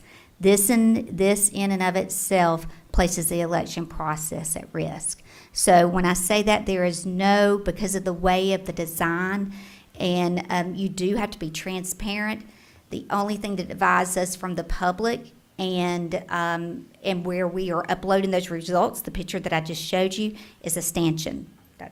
But don't you have poll watchers who are there that when people come into that area publicly, don't they have a right to be able to see you counting the votes? Sure, and we don't want to So take how- that away. So how do they see that if the door is locked and there's no We've public had access? well, and I'm going to explain that as we go, but Okay. we have a monitor and we have cameras already installed throughout the elections office. And what we can do is show on the monitor what is actually taking place. There are many offices that I've visited, and that is what they do. Of course, they have windows where the ICC, where the elections are being uploaded. There are windows that you can see through, but we also have a huge monitor at the front in the lobby that we can show what is actually going on as But the is that- results is that are a being one-shot? uploaded. Yeah. Is that do you have multiple cameras that are showing Oh, on yes. multiple monitors? Mhm. Because, I mean, you can stand in front of a monitor and do Mhm. anything. And so part of what I understand is the problem with, because I think we've had people here in the community before that insisted on coming to watch votes be tallied. Right, and we don't want to take that away. Is But what that we there do needs is to we want to be- protect the vote, though, at the same Totally time. understand that, but I'm saying, I think that a monitor does not meet that, because you have so much else going on in there, and how can people really, if that's why you're doing it, is to make it comfortable, make people comfortable in believing that it's being transparent, then you still leave the door open for something happening in the room, I and don't not see- just the machine. Right. I don't see if you're portraying on camera what is happening live, how that can be a compromise to the transparency of the Well- election process. Well, I mean, maybe because I can't visualize what you're saying, but you say you have multiple cameras. So do you have multiple cameras and a monitor that has all of these different cameras that are showing? Yes, that is Okay. exactly right. And All what we right. can do is choose, say, for instance, on election night, and we want to zoom specifically in on that, we can reflect what is going on at the area of uploading the results. Okay. Okay, all right. So what I presented to you, I didn't want to come to you this evening with problems and not solutions. So I wanted to present to you two different things, and one of those being the EMS and the ICC, which is what I just spoke about. And here we go. Increase security of the absentee by mail process in emergency and provisional ballots. So if you'll just hang in there with me, we've talked about employee security. That's pretty self-explanatory. And now I have spoken about the EMS and the ICC, and then along with this, I believe we have a resolution to these two things. So, an increase in security of the absentee by mail process. What do I mean by that? There are two ballot cabinets, and I'm going to show them to you in just a minute. I believe they've been with us, I know, since 2000. But they're top heavy, and there are their dimensions there. Ballot cabinets house absentee, emergency, and provisional ballots, which consist of thousands of ballots in volume for an election. Ballots are stored by precinct combo party, if applicable, and are locked away until time to access. Once issue and absentee ballots begin, the ballot cabinets are accessed multiple times, several times a day. I'm sharing this with you so you understand the process. Ballot cabinets are top-heavy and are placing employees in a vulnerable situation. So I'm going to share the example with you.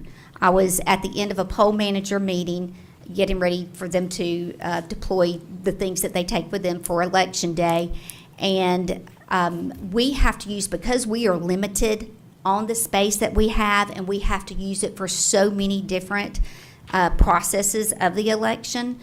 They were rearranging the middle room, the room behind our offices, the offices that you see when you walk in our office. There's what we call a middle room. That room is rearranged several times to accommodate the different processes of elections and voter registration. So they were moving the ballot cabinets, and because they're top heavy, one fell over. And fortunately, no one was hurt. So that is why this is very important. We also need to secure the absentee processing, absentee ballot processing in and of itself. What do I mean by that? That means because we have so much volume coming through our office, people for this, people for that, monitors, poll workers, as I mentioned to you before, and it's a walk-through, it's a travel-through. We need a secure area. So I want to share with you what I believe. I want to show you first, I took a picture of it because I wanted you to see it, of the ballot cabinet there. And it fell over. Fortunately, we had a couple of, Mary didn't know she was going to be on film tonight.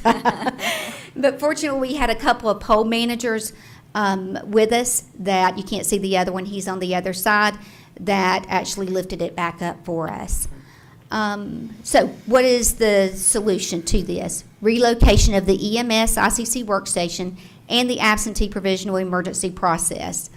Construct a wall to divide the room behind our front office, what I'm referring to the middle room, to create two areas. One area would serve to secure absentee ballots and the EMS ICC workstation.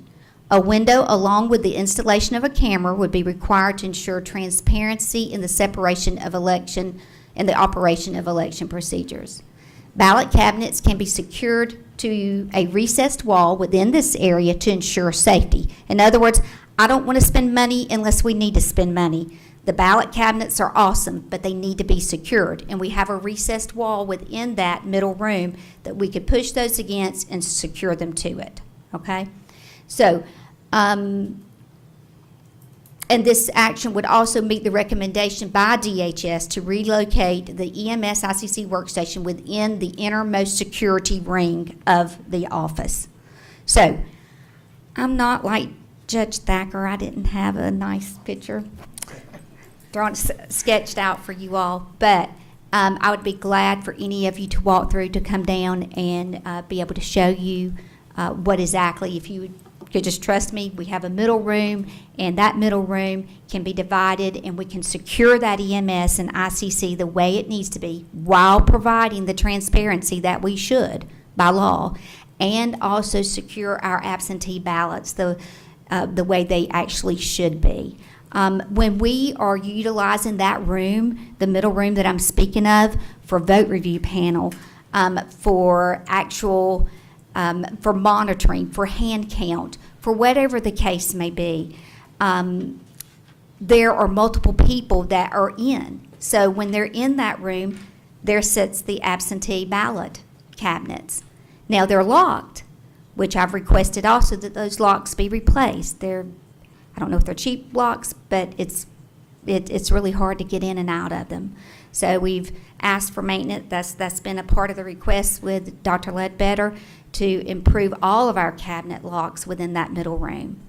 So, How are you going to, if you put the EMS stuff in a separate room in the middle room, how are you going to allow public access to watch the ballots to be being counted? You're not going to allow people to come back there, because you're saying that a lot of people walk through there. No, Are but they people that work there?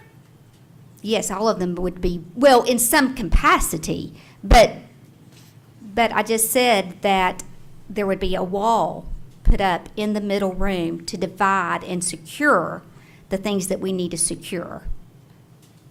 But one of the things you're going to secure is the machine that you count the ballots with. Which we can show through our monitor what we are doing.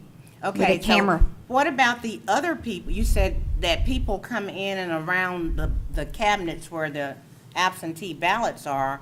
I'm not really understanding. If they're your people, shouldn't they be authorized to walk through that area? Well, you have to, being authorized, for instance, monitors, and those are people sometimes from out of state. It just depends on the election.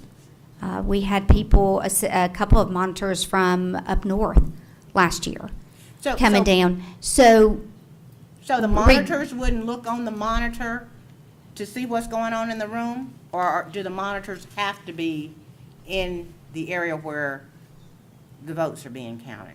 I would think that the monitors would need to be in there, and they can be. It's not like that we're not going to allow who should be there not to be there. When I say the public, I'm speaking of the public, the general public. They can still see, but they would see through the monitor. The workers are being there. Yes, Anybody that should be or is allowed to be by law would be there, speaking in monitors. Well, so that's what I'm saying. The monitors wouldn't be able to have access to that area unless your employees allowed them to come in. Sure. Okay. Have I answered a question? Yeah. Yeah. I got it. But Okay. I'm just, go ahead. You're good. You're good. Let's see, I think we covered that, but I'm not really sure. It's good to have a visual. I guess we need. It is, and I apologize It's for okay. that. No, you're good. Yep. So all employees outside of the election supervisor, this is the next to the last individual workspace that I wanted to address with you. So all employees outside of myself as the election supervisor work in one open, very close area with without any division between employee workspace. There are many times that conversations from phone calls, waiting on the public, specific processes and procedures that we're conducting, where it generates noise, and there's no employee space when you're trying to concentrate or maybe trying to complete a specific task. Everybody is saying to each other and to people on the phone. Mm-hmm. And Everything. we're giving out their demographic information, asking birthdays, and It's Yeah, just that's not a good. You got too many people in that one little spot together. Yeah, Yes. that's true. Yes, we are out of room. Yeah. Okay, so I took just a quick view, and this is not even the full office here. There's a little bitty other side to it. But you see there are 3 workers and, 4 actually. One was not there when I took the picture. Mary was not there that day. And, but that just goes to show you how close the space is right there, and organization.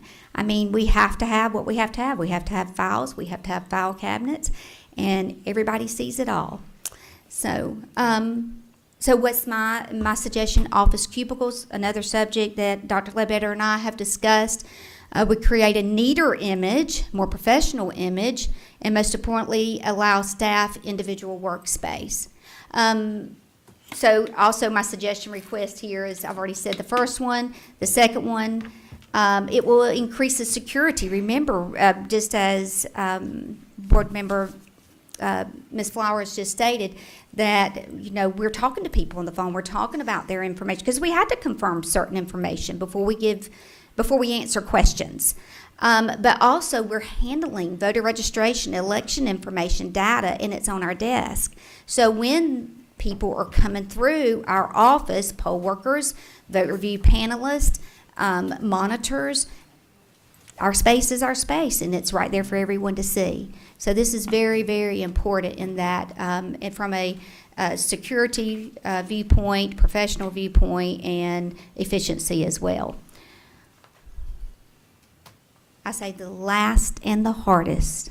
No, I say the last and the hardest for the for the very last one. Athletic Hall of Fame is too small for large elections, which increase the wait time for the voters. Did any of you hear any complaints last year? Yes. Okay. All right. Access to the Hall of Fame is not limited to the Elections and Voter Registration Office only, which requires us to chain custody the ICP scanner, which holds the memory cards and physical ballots for advanced early voters, morning and evening, every day of early voting. That means every morning, every evening, we chain custody the ICP scanner that hold the memory cards, which we load to the EMS, and all the physical ballots of the voter, because it is more secure in our office than it is at the Athletic Hall of Fame.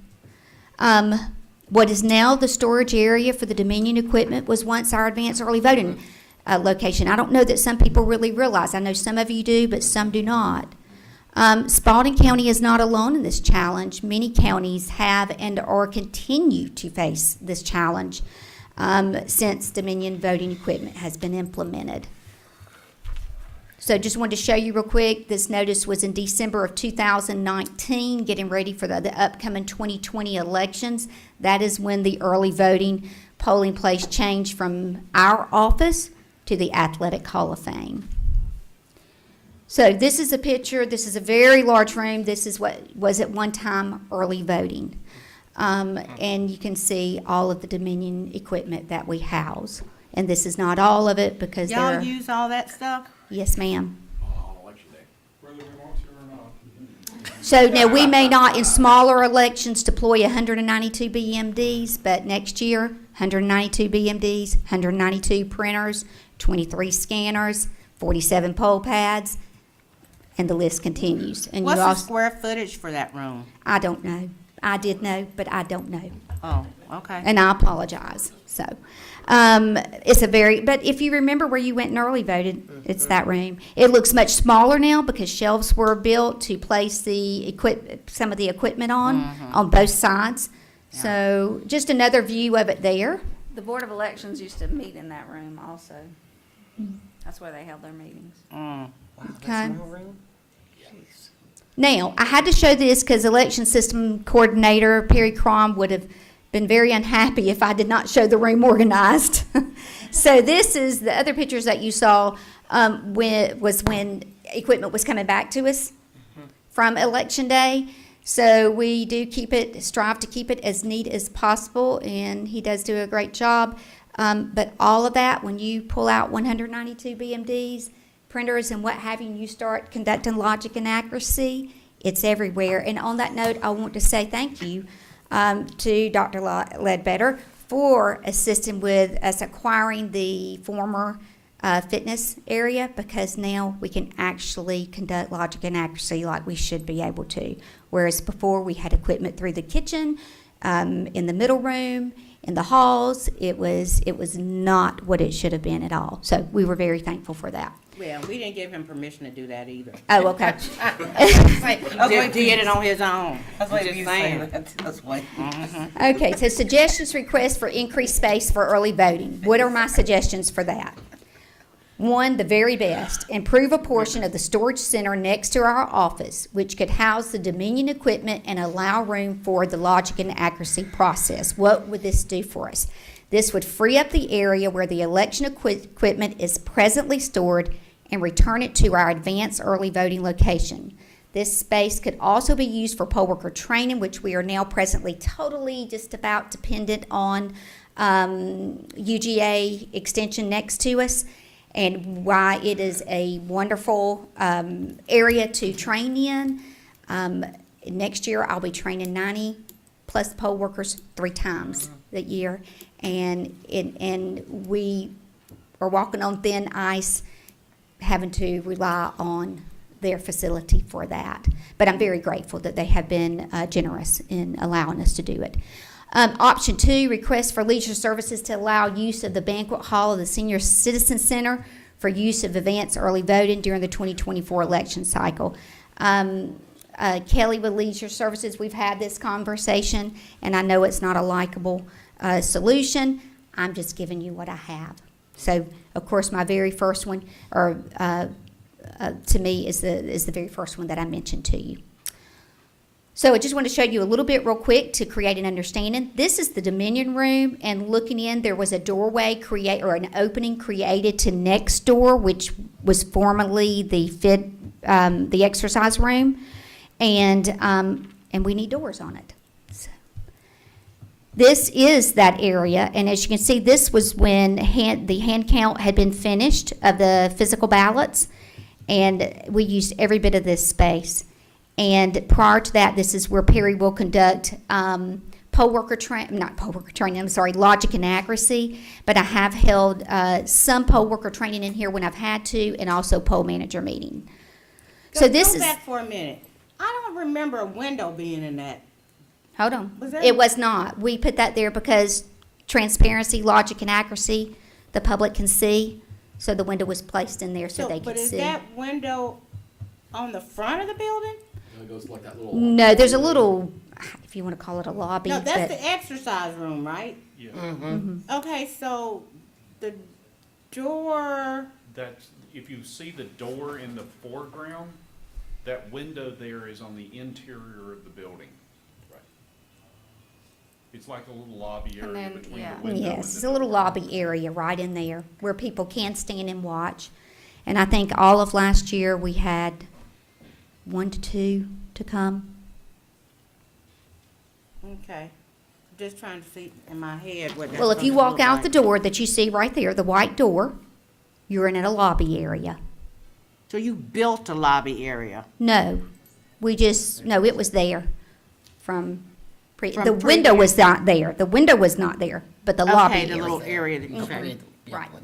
Okay.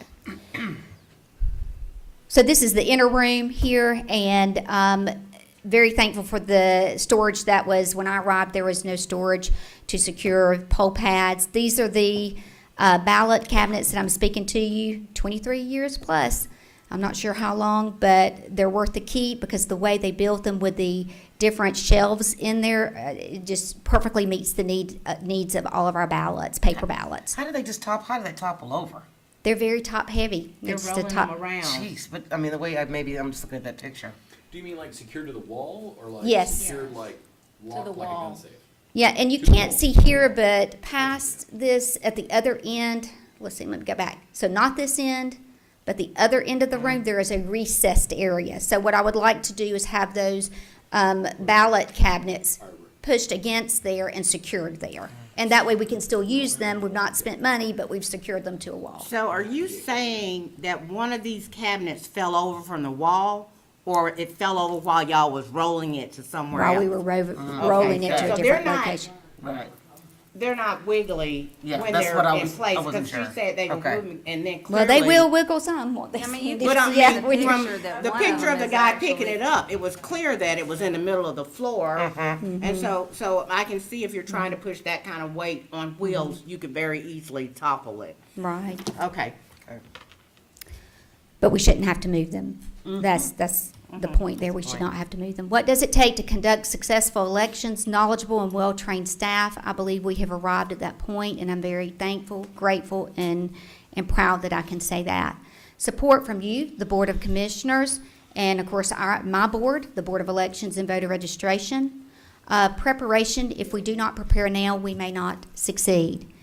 The organization of the present space and the addition of space for early voting. We need construction assistance. If I could have built walls and moved equipment and screwed it to the wall, I would have already done it. I can promise you.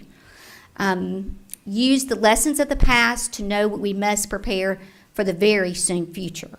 So I'm not one to look to the past very long at all, but I think we must look to the past and remember so we can move forward and not make mistakes. And if we do not prepare the way that we need to prepare, we may find ourselves in not so good of a place. A recap of requests to you as the board. Increase employee security by implementing electronic entry to the inner office and improving communication through the speaker valve between employees and voters. Renovate a portion of the storage center next to our office to allow for the housing of Dominion equipment and logic and accuracy testing. Secure the EMS ICC workstation to the inner room, providing a wall with window and camera for election transparency. Secure the ballot cabinets to a wall in the inner room and create a protected area for absentee processing.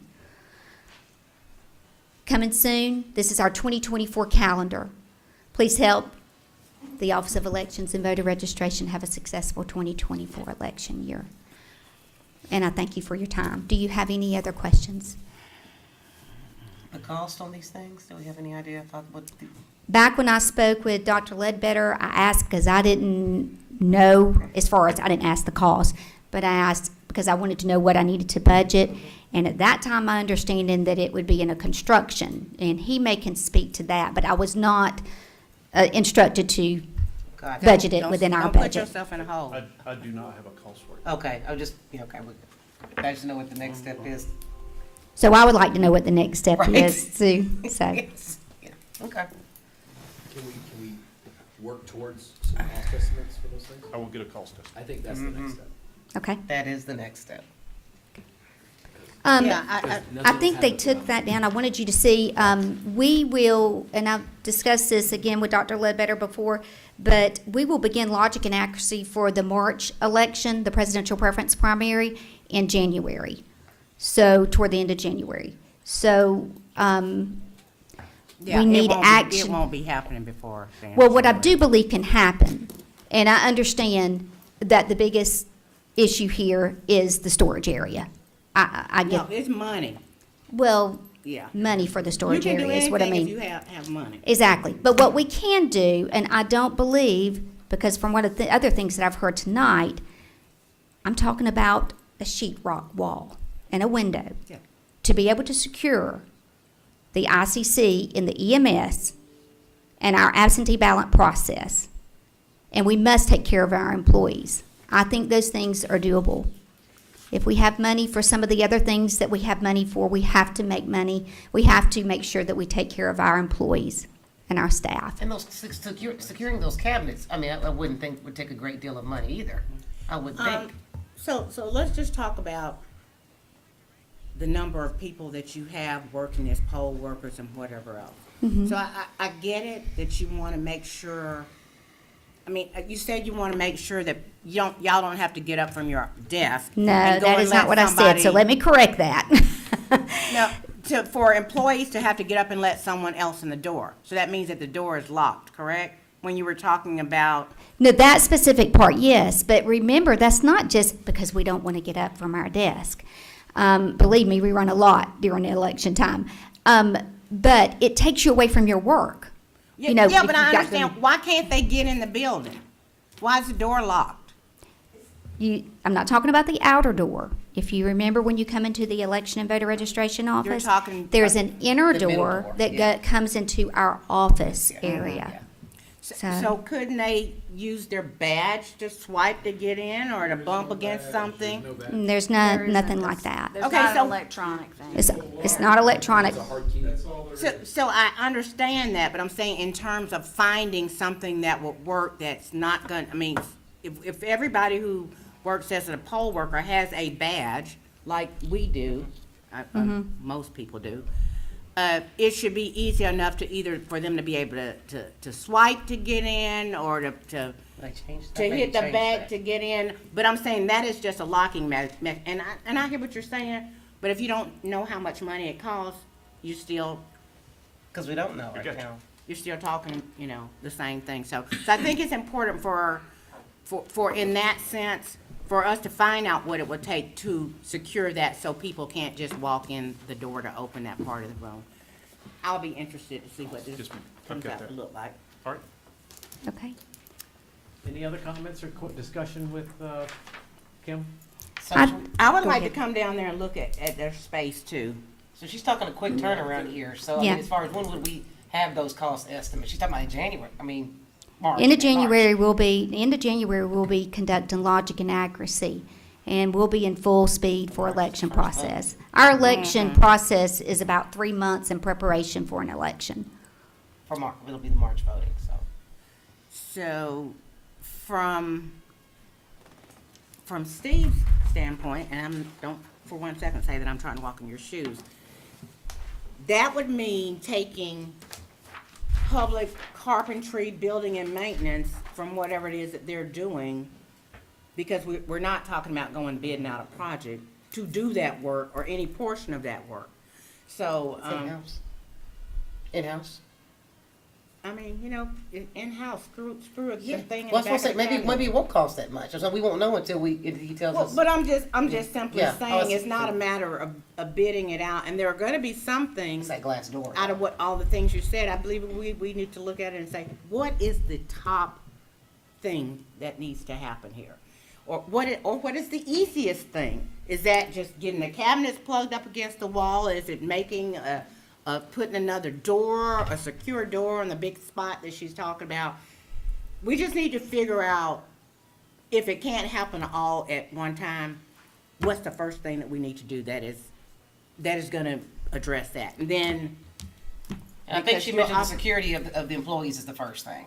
That's what she right. said. So that would be the last thing. And then glass. the next would be our EMS and our Having ICC, a and I space. believe those are very doable. I really do.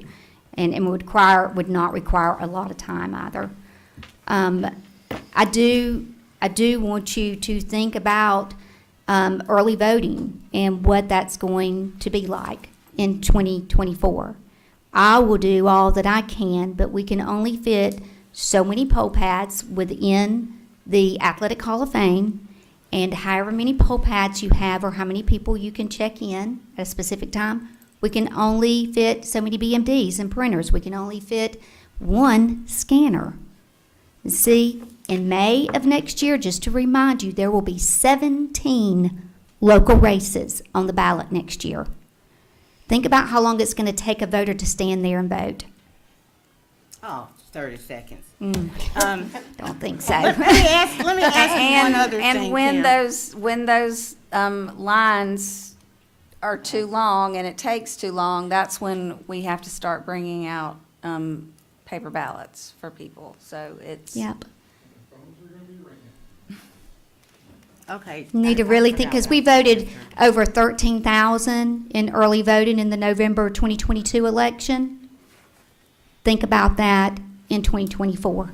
What about the security of if you're allowed to use the senior center, you're gonna be leaving those election pads and all of that equipment in the senior center. How is that any more secure? I would than probably they- I would still chain custody the scanners back.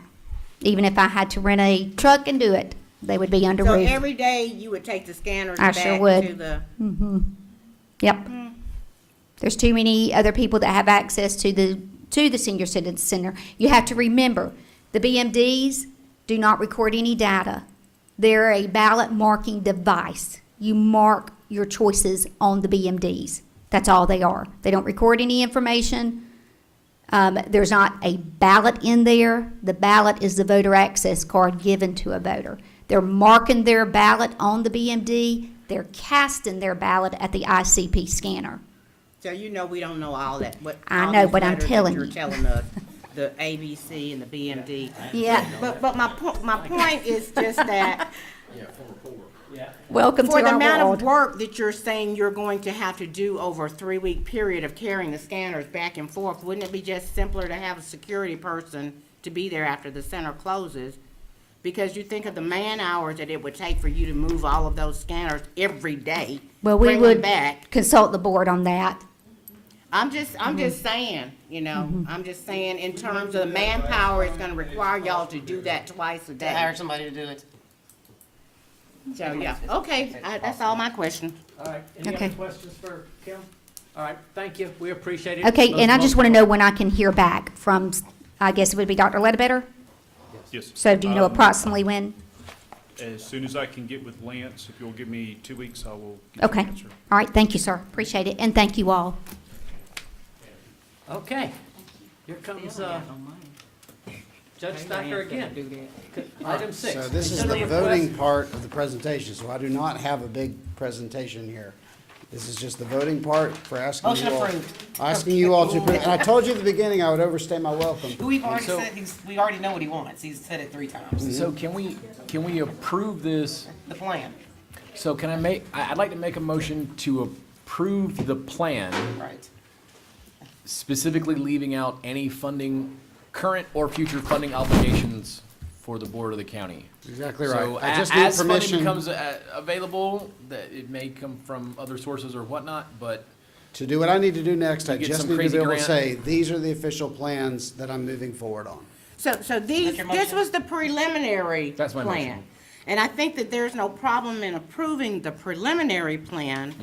But And it's it called might an need tweaks. emergency We had to- plan, and so therefore I have some questions about it being an emergency plan. I think I saying think that I- it's an emergency plan means that we should be looking at it very, very quickly. Sure. But yeah, definitely approving it, and I would say to investigate funding potential. Because, I mean, clearly, if there's a Department of the Justice grant, if there's a. Right. Are we gonna be talking about we may have to do a SPOS to Well- pay for it? No, not on this, because I'll remind you, we have the law library will assist in a lot of There's a secondary tech fund, things that there's a- would normally be costing. This is mostly Lance with sheetrock and sheetrock mud and a couple of plumbing and one weird door. So I think Wait a minute, this, that's all you getting is some plumbing and one weird door? and a bunch of sheetrock, because the law Not moving any library. structural walls. Because the law library will be able to assist with a lot of the furnishings, and whatnot. And of course, you know, we have the tech, I've already got the technology for the courtroom, the money for that set aside. So so I really just need sheetrock mud, and Lance. So you give me those things, we're good to go. But I'm just asking you to approve the plans at this point so that I can move around and say, But these again, are just so approved. everyone hears, we don't have. there's I'm not no asking for it. money. I'm just asking But for approved. permission to hold this up and say this is Yeah. officially the approved. James had a motion, I'll second. All right, I have a motion and a second. Any more discussion? All those in favor, please signify by raising your hand. 5-0. Thank you. Way to go. And one last number for y'all as I part ways onto the Bob Ray. You asked what our case, somebody asked what our case count was as of today. You can mark out 21,000. We're currently at 26,792 cases. I've got 400 people reporting to court tomorrow. So 200 in the morning and 200 in the afternoon. So So you asked for this, but you didn't ask for the office assistant. that's for budget for next year. I'll be back. Okay, That's for budget. Yeah, That's but I'm just saying, if you get this done in some months, you're gonna be trying to operate court in some different rooms. I'll be back for July 1 of FY '25 Okay. for office assistant. So we're okay till then. Bye, y'all. Thank you so much. Thank you. Item number 7. Request approval of the resolution reflecting the revisions of the 2023 CIE as suggested by Three Rivers Regional Commission. Motion to approve. Second. I have a motion and a second. Any more discussion? All those in favor, please signify by raising your hand. 5-0. Thank you. Motion carries. Item number 8. Consider request from the Spalding County Water and Sewerage Facilities Authority to seek ARPA funding that has been earmarked for water and wastewater projects. Motion to approve, go get it. All right, I have a motion. Do I have a second? Second. I have a motion and a second. Any discussion? All those in favor, please signify by raising your hand. 5-0. Great job finding and Yes. getting the money and doing all that stuff and working it around so it's done. Thank you. Thank you very much. And it's gonna happen. Could I ask a question? Yes. You didn't offer that as an option, and I didn't jump in fast enough. Is it your intent to earmark this for sewer? Well, there's money specifically set aside in the ARPA funds For for broadband, sewer, that we can or, go out and grab and bring back. No, this is your ARPA funds. This is, go back, please. Okay, this is the $13 million. To seek, $10 million is you all we were talking about this morning. We know what's in the thing. $3 million, a little bit less. has to go for Broadband. broadband, sewer, infrastructure improvement, and Water, sewer, broadband, and lost revenue. revenue. We've already got the 10 million. If you look in It's the not top worded right- appropriately, Commissioner Dutton, on the agenda. that- You're that not is looking correct. for money. It's already here. It's here. It's Spalding there, County and we received can't 12 spend it. million, That number's at 900. 10 million, so we're taking, how much, 3 million? How much are we taking out of it? Just short of $3 million. is Spal- so Spalding, understand, we can't do anything. We don't have a sewer project. We don't have a broadband project. We don't have a, what was the other thing? water, and lost Lost revenue. replacement. So if we don't use that, or we don't allow that money to be used, it will go back. You have That is to give it back. Secondly, this board has sit up here, and I'm saying y'all, 'cause not me, and put our hat and our pocketbook on the table based on having sewer that we have no way in heck to provide. And the only way for it to happen is through the Water and Sewer Facilities Authority, who is in the process of creating sewer for Arthur K. Bolton Parkway. And my request to you is, if you look in the top right-hand corner here, Spalding County received $12,956,276. 10 million of that is sitting in that money market account that we talked about during the work session. That leaves $2,956,276, exactly what Commissioner Flowers Taylor indicated. We do not have a project that will satisfy the requirements for that $2.9 million. So we will be required in 2025 to return those funds to the federal government. unless we create. Unless we take advantage of it, which is giving this money, the accountability for this money to the Water and Sewerage Facilities Authority and earmark this as sewer.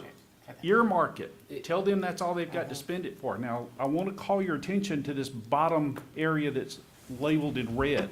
Of note, SLFRF funds may only be used for cost incurred within a specific time period beginning March 3, 21, with all funds obligated by December 31st, 24, and all funds spent by December 31, 2026.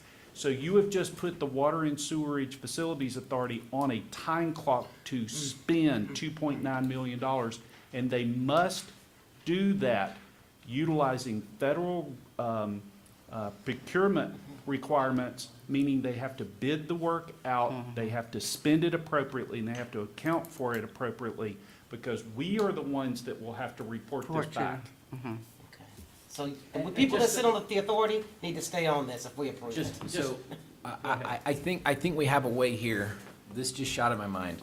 So we were talking about Arthur K. Bolton with the sewer there, right? And there was the concern, well, if there's sewer there, this is for industrial and large commercial growth, right? That's what that's for.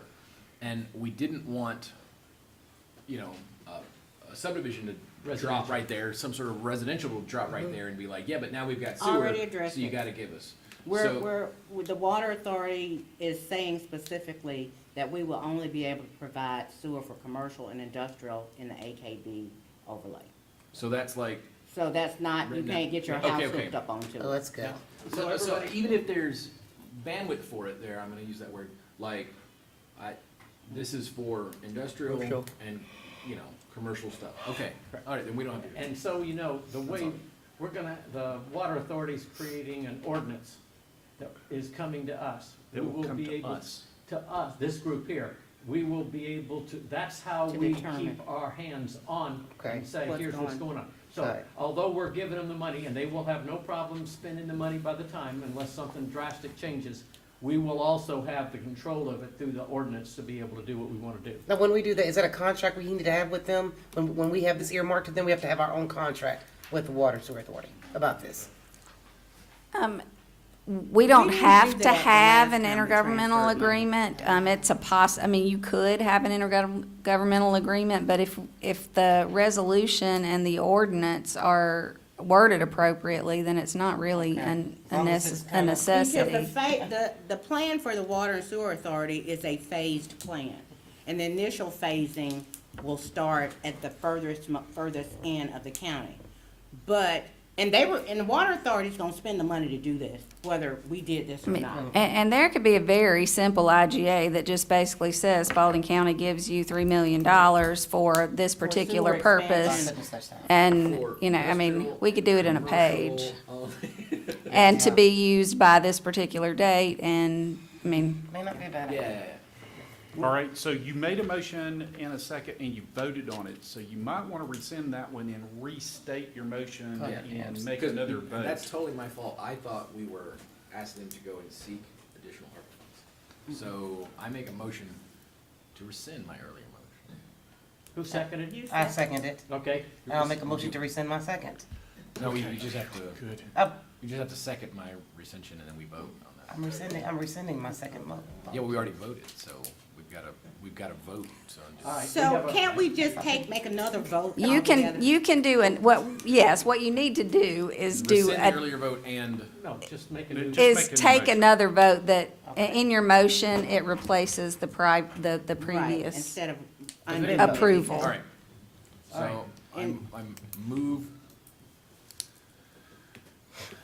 to correct the wording in my previous motion, to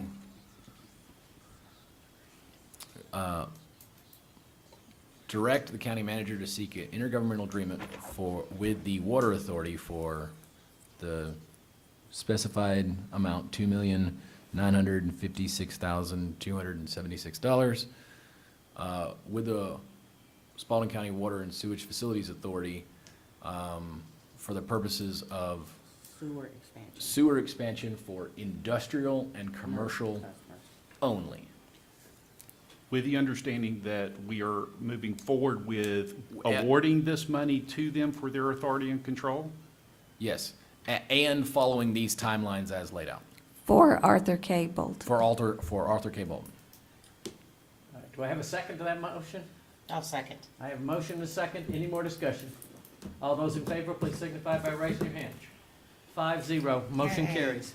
That's one project we have. All right, in the mix. item number 9, consider on first reading an ordinance prohibiting overnight parking in parks. Yeah. Yes. In May, the Parks and Leisure Advisory Commission had a discussion and made a motion to make a recommendation that there be an ordinance for restricting overnight parking in parks. On June 5th, 23, you all approved for the county attorney to work on a ordinance, and we have done that. The county attorney was slack, and Kelly has done it. And I reviewed it and thought it was wonderful. All right. we So you have an an ordinance in front of you that outlines, a recommendation of how the ordinance should read. And the staff recommendation is approved. Yes, sir. This is first reading? It is first All right, reading. do I have a motion to approve? So, well, can we talk about it for a second? I'll make a motion to approve, and then somebody And can you second for make a second, discussion. then I'll second it. All right, discussion. I have a motion and a second. Discussion.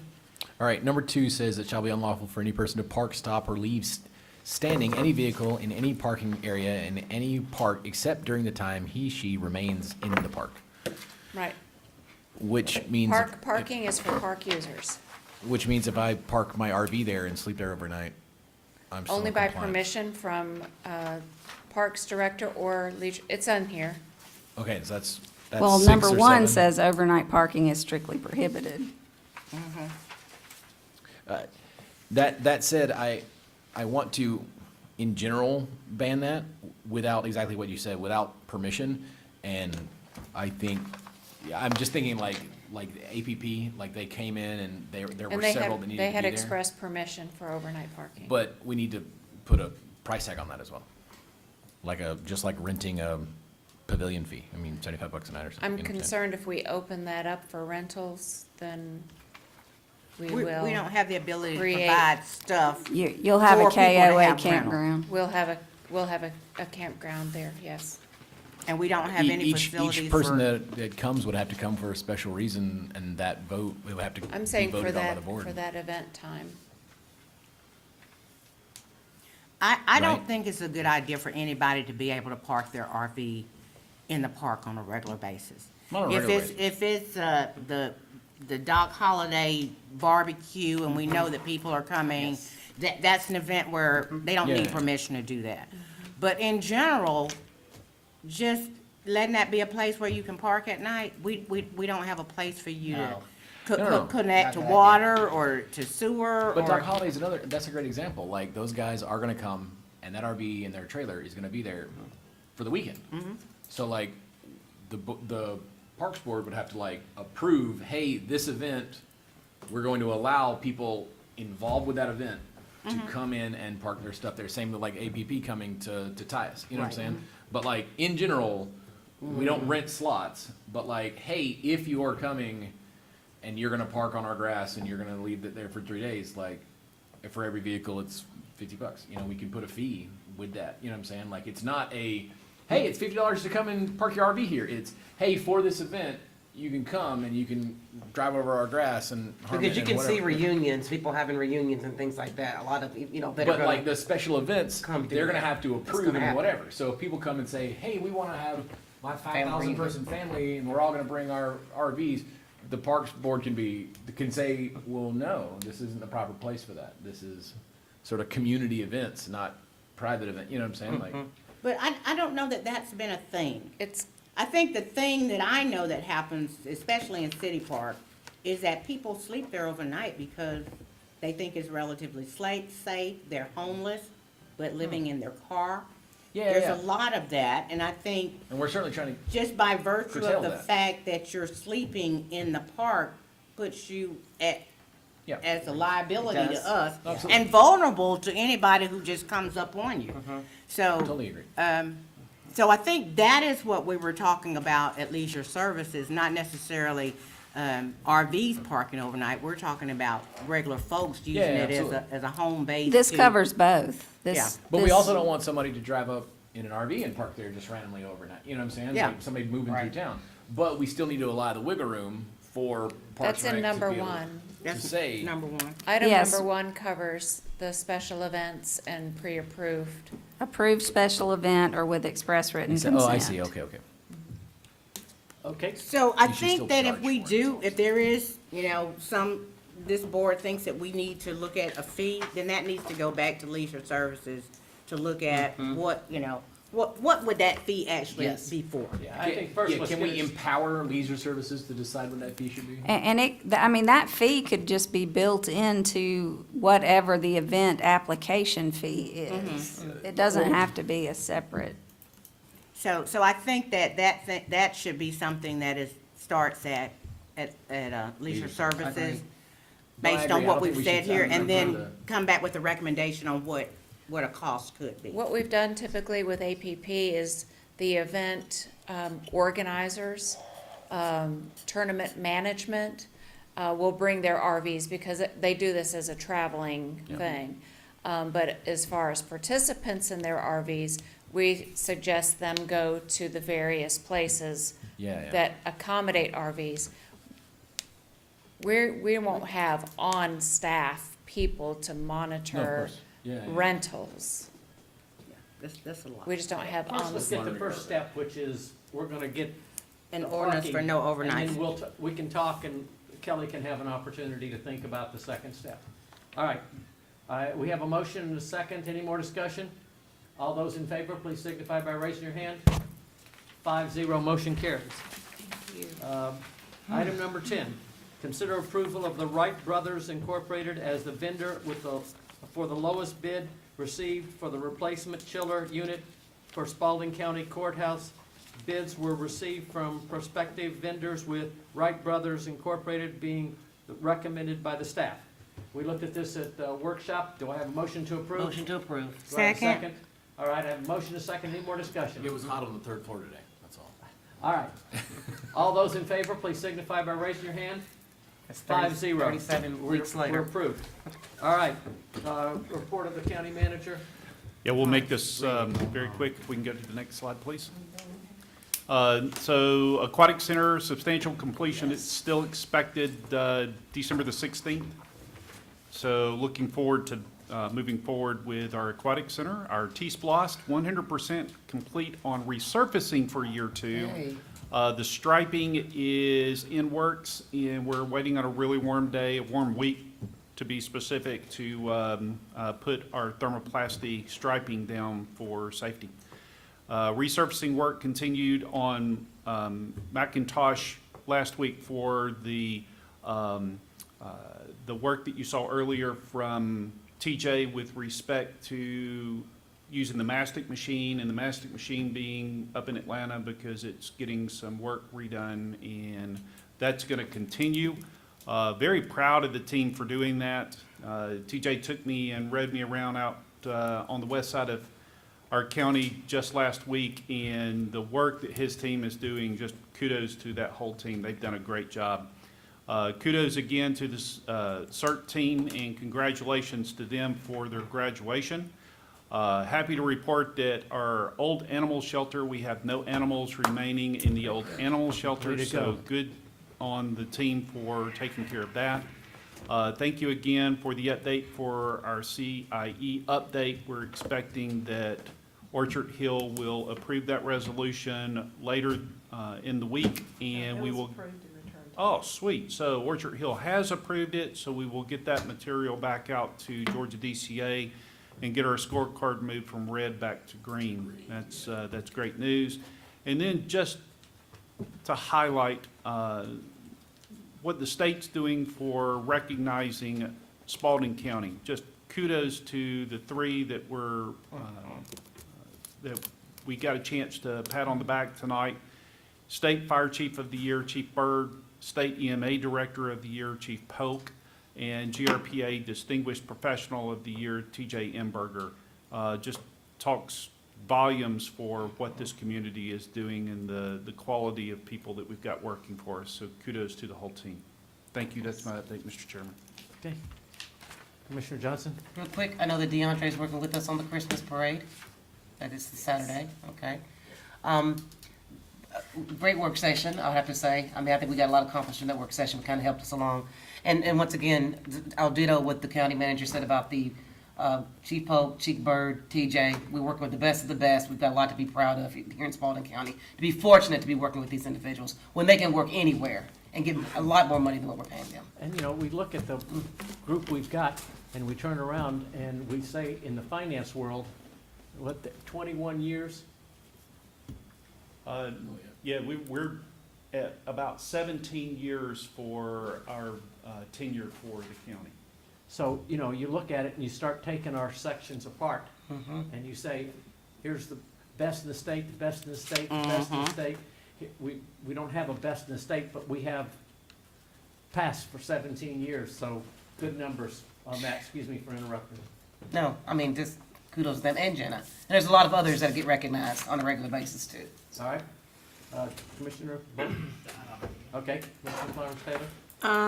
Because it's so 10 o'clock tonight, I really do want us to go back and revisit the discussion on the understanding as to what our relationship as commissioners is with department heads. And because I don't like the vibe that we get. I don't think that the directors are trying to be funny, but I think that they're not quite sure either. And I'm not sure that everybody has the same understanding. I don't want to be in violations of any ethics, but I think there's a level of, okay, that doesn't make sense. So I just want us, I know we can't talk about it tonight, but we need to talk about this so that we can make sure we all understand the same thing. That's the first thing. Second thing, Teeman Road. I know we talked about the state DOT was saying something about they're going to do something for us, and then we're supposed to exchange some roads for state roads. How did that come about? Does anybody know what I'm talking about? We've got that paper. Just as a suggestion, I was thinking about how Teeman Road goes from 155 to 41.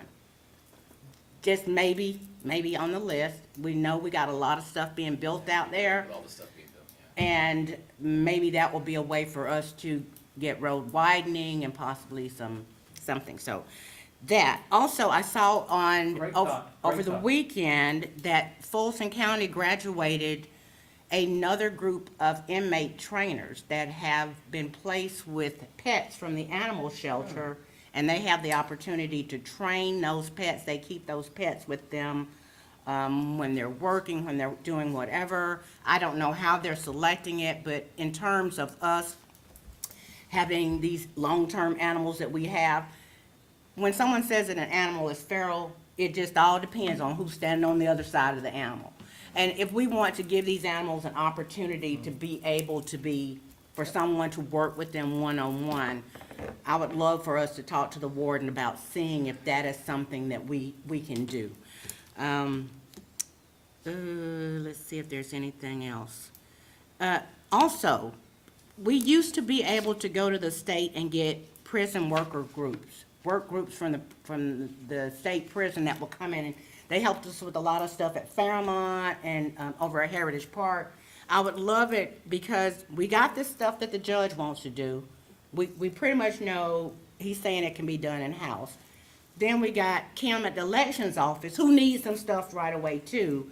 Maybe if we can get us a work detail back in, we can not just have to have Lance in one spot trying to work on one thing or the other. We can get somebody working on both things. I didn't know we did that. Okay. Yeah. So good. Thank you. We used to. So, and that's all. And I'm just so tired of y'all having meetings all night long. That's all I gotta say. Okay. Me and Judy are tired of y'all having meetings all night long. All right, I'll try to make mine super quick then. Congratulations to all those that were honored tonight. Those kids were awesome. How great was that? Oh, God. Yes. So cute. Want to let y'all know, I drove past the aquatic center today, and drove through the parking lot. It looks fantastic. Wow, I gotta go out there. I've not done it. It looks fantastic. I mean, it's blue. It's awesome. It looks fantastic. I'm so happy. I had the thought of the AKB overlay. This is supposed to be industrial and commercial and has been since the 70s, and yet most of those plots are in Cuba. And that's not industrial or commercial. And maybe there's a way to, when the assessor's office came and said, hey, it's gotta meet the requirements. Well, you can't put industrial land into a CUVA, it's industrial land. And so, you know what I mean, like. Until they put something on it or start working on it, it Well, can stay in there. But maybe there's an angle there. There's people that are content to let it sit until their grandkids die, and that's because they're not paying any property taxes effectively on it. We'll talk about some rezoning maybe. Yeah, We can solve this problem. We can solve this problem with a little bit of thought process Yeah. and rezoning. that plus the sewer means we're gonna have a boom out there. Ooh, You know what I'm saying? yeah. So, That gives Very me good. chills just Now- thinking about it. From what we heard tonight, and guys, take it from me personally, I see it in the courtroom. Like, it's, the second state court judge is an absolute no-brainer. Like, that we are, and what they said exactly isn't just, hey, that's gonna double the workload. It will more than that, because when somebody's out, there's just that synergy they talked about. Like, that's an absolute no-brainer. The county comparisons say enough for me, so. 26,000? One judge supposed to do that? One super judge. One super judge. And his super. Works till midnight. Like Batman and Robin over there. So we have, the through trucks problem is continuing and it's expanding. There were 2 trucks that, on my way home today on East College, cut through East College and then cut across Macon Road, over past Rehoboth, and then crossed the railroad tracks and went into our industrial park. It didn't have a load on them. They knew exactly what they were doing. You could tell that person knew that route and went, man, I don't want to have to go on 16. I had to stop at those lights. I'm going to turn here and go through the neighborhood. And like, it's, a lot of folks in Orchard Hill and these other places complain about it, but to the folks in the city of Griffin go, well, that's these, what are they talking about? Like, everyone in the county is affected by this no through truck stuff. Luckily that truck wasn't loaded. What if that guy had been carrying a Caterpillar generator or something? He'd have cracked every bit of East College. And how much would that have cost the city? Once he crosses into the county, he'd have cracked every bit of that road. He didn't care. There was no cop there to stop him. You know what I mean? I took a lot of pictures, but that said, that leads me to our great sheriff, who's really cracked down on this. A lot of people come to me and expect me to bash on our sheriff because I'm a defense attorney and because I'm, in my private capacity, the one that's challenging the school zone thing and taking it to the Supreme Court. And that is not true. We have an absolutely fantastic sheriff. I work with sheriffs all over and sheriff's departments all over the state, and we are extremely lucky. He's another one. Okay? Yes. All right. We got other sheriffs who in their, street clothes go into other counties that aren't theirs and kick in doors and do stuff that they really shouldn't be doing. And yet we have a sheriff who came when this board was trying to do something that I felt was very unconstitutional back during COVID and say, I think that's unconstitutional and I'm not going to enforce it. That's what our chief law enforcement person should do.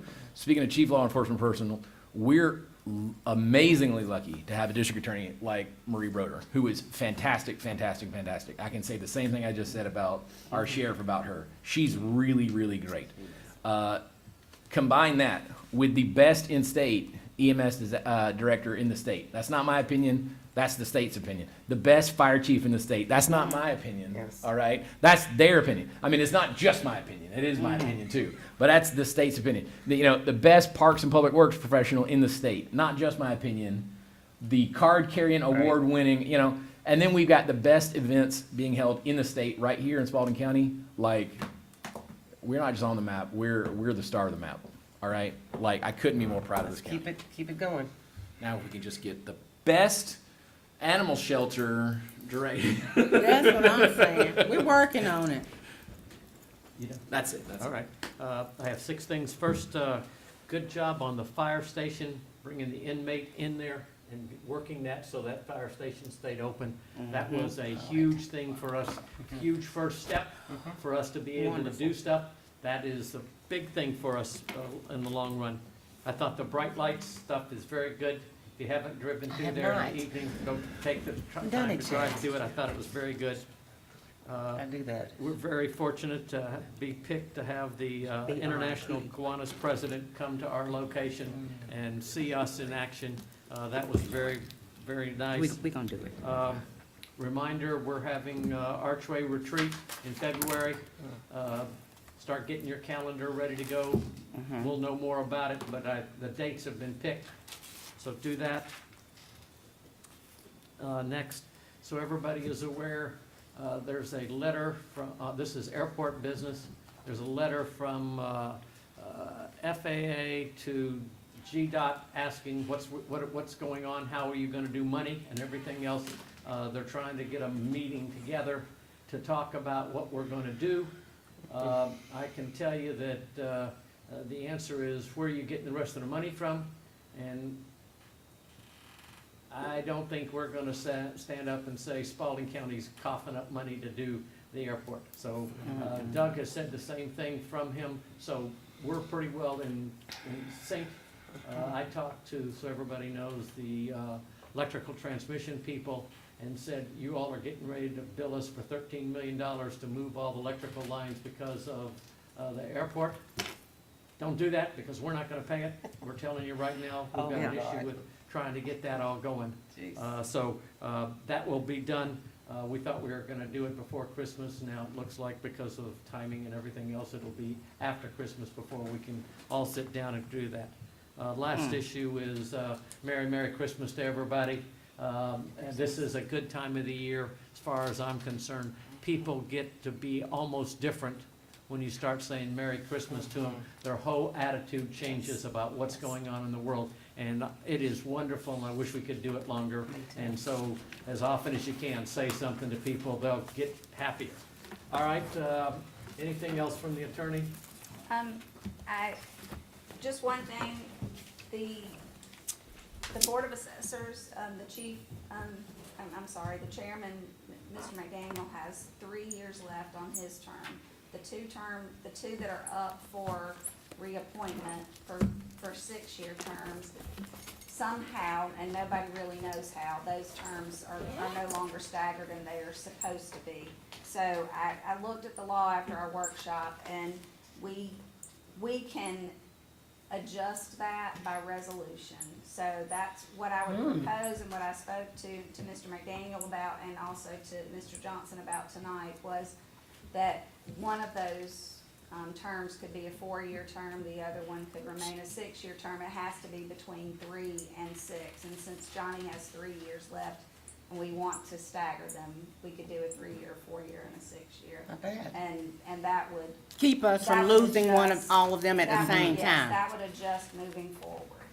Good thought all Good the way work. around. Good work. Yes, it way is. to make the law work for us. Okay, anything from the county clerk?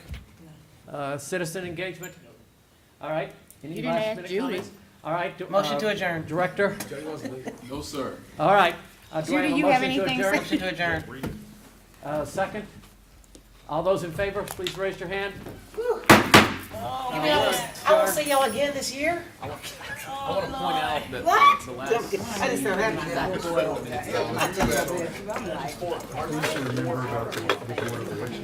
We're getting work done. Okay, right. It was built to that standard, and there's just a piece of glass between the public Right. and that piece of sensitive equipment. Now, I have a different idea and plan that I'd like to do. It doesn't matter until we get this. I'd like to see it official.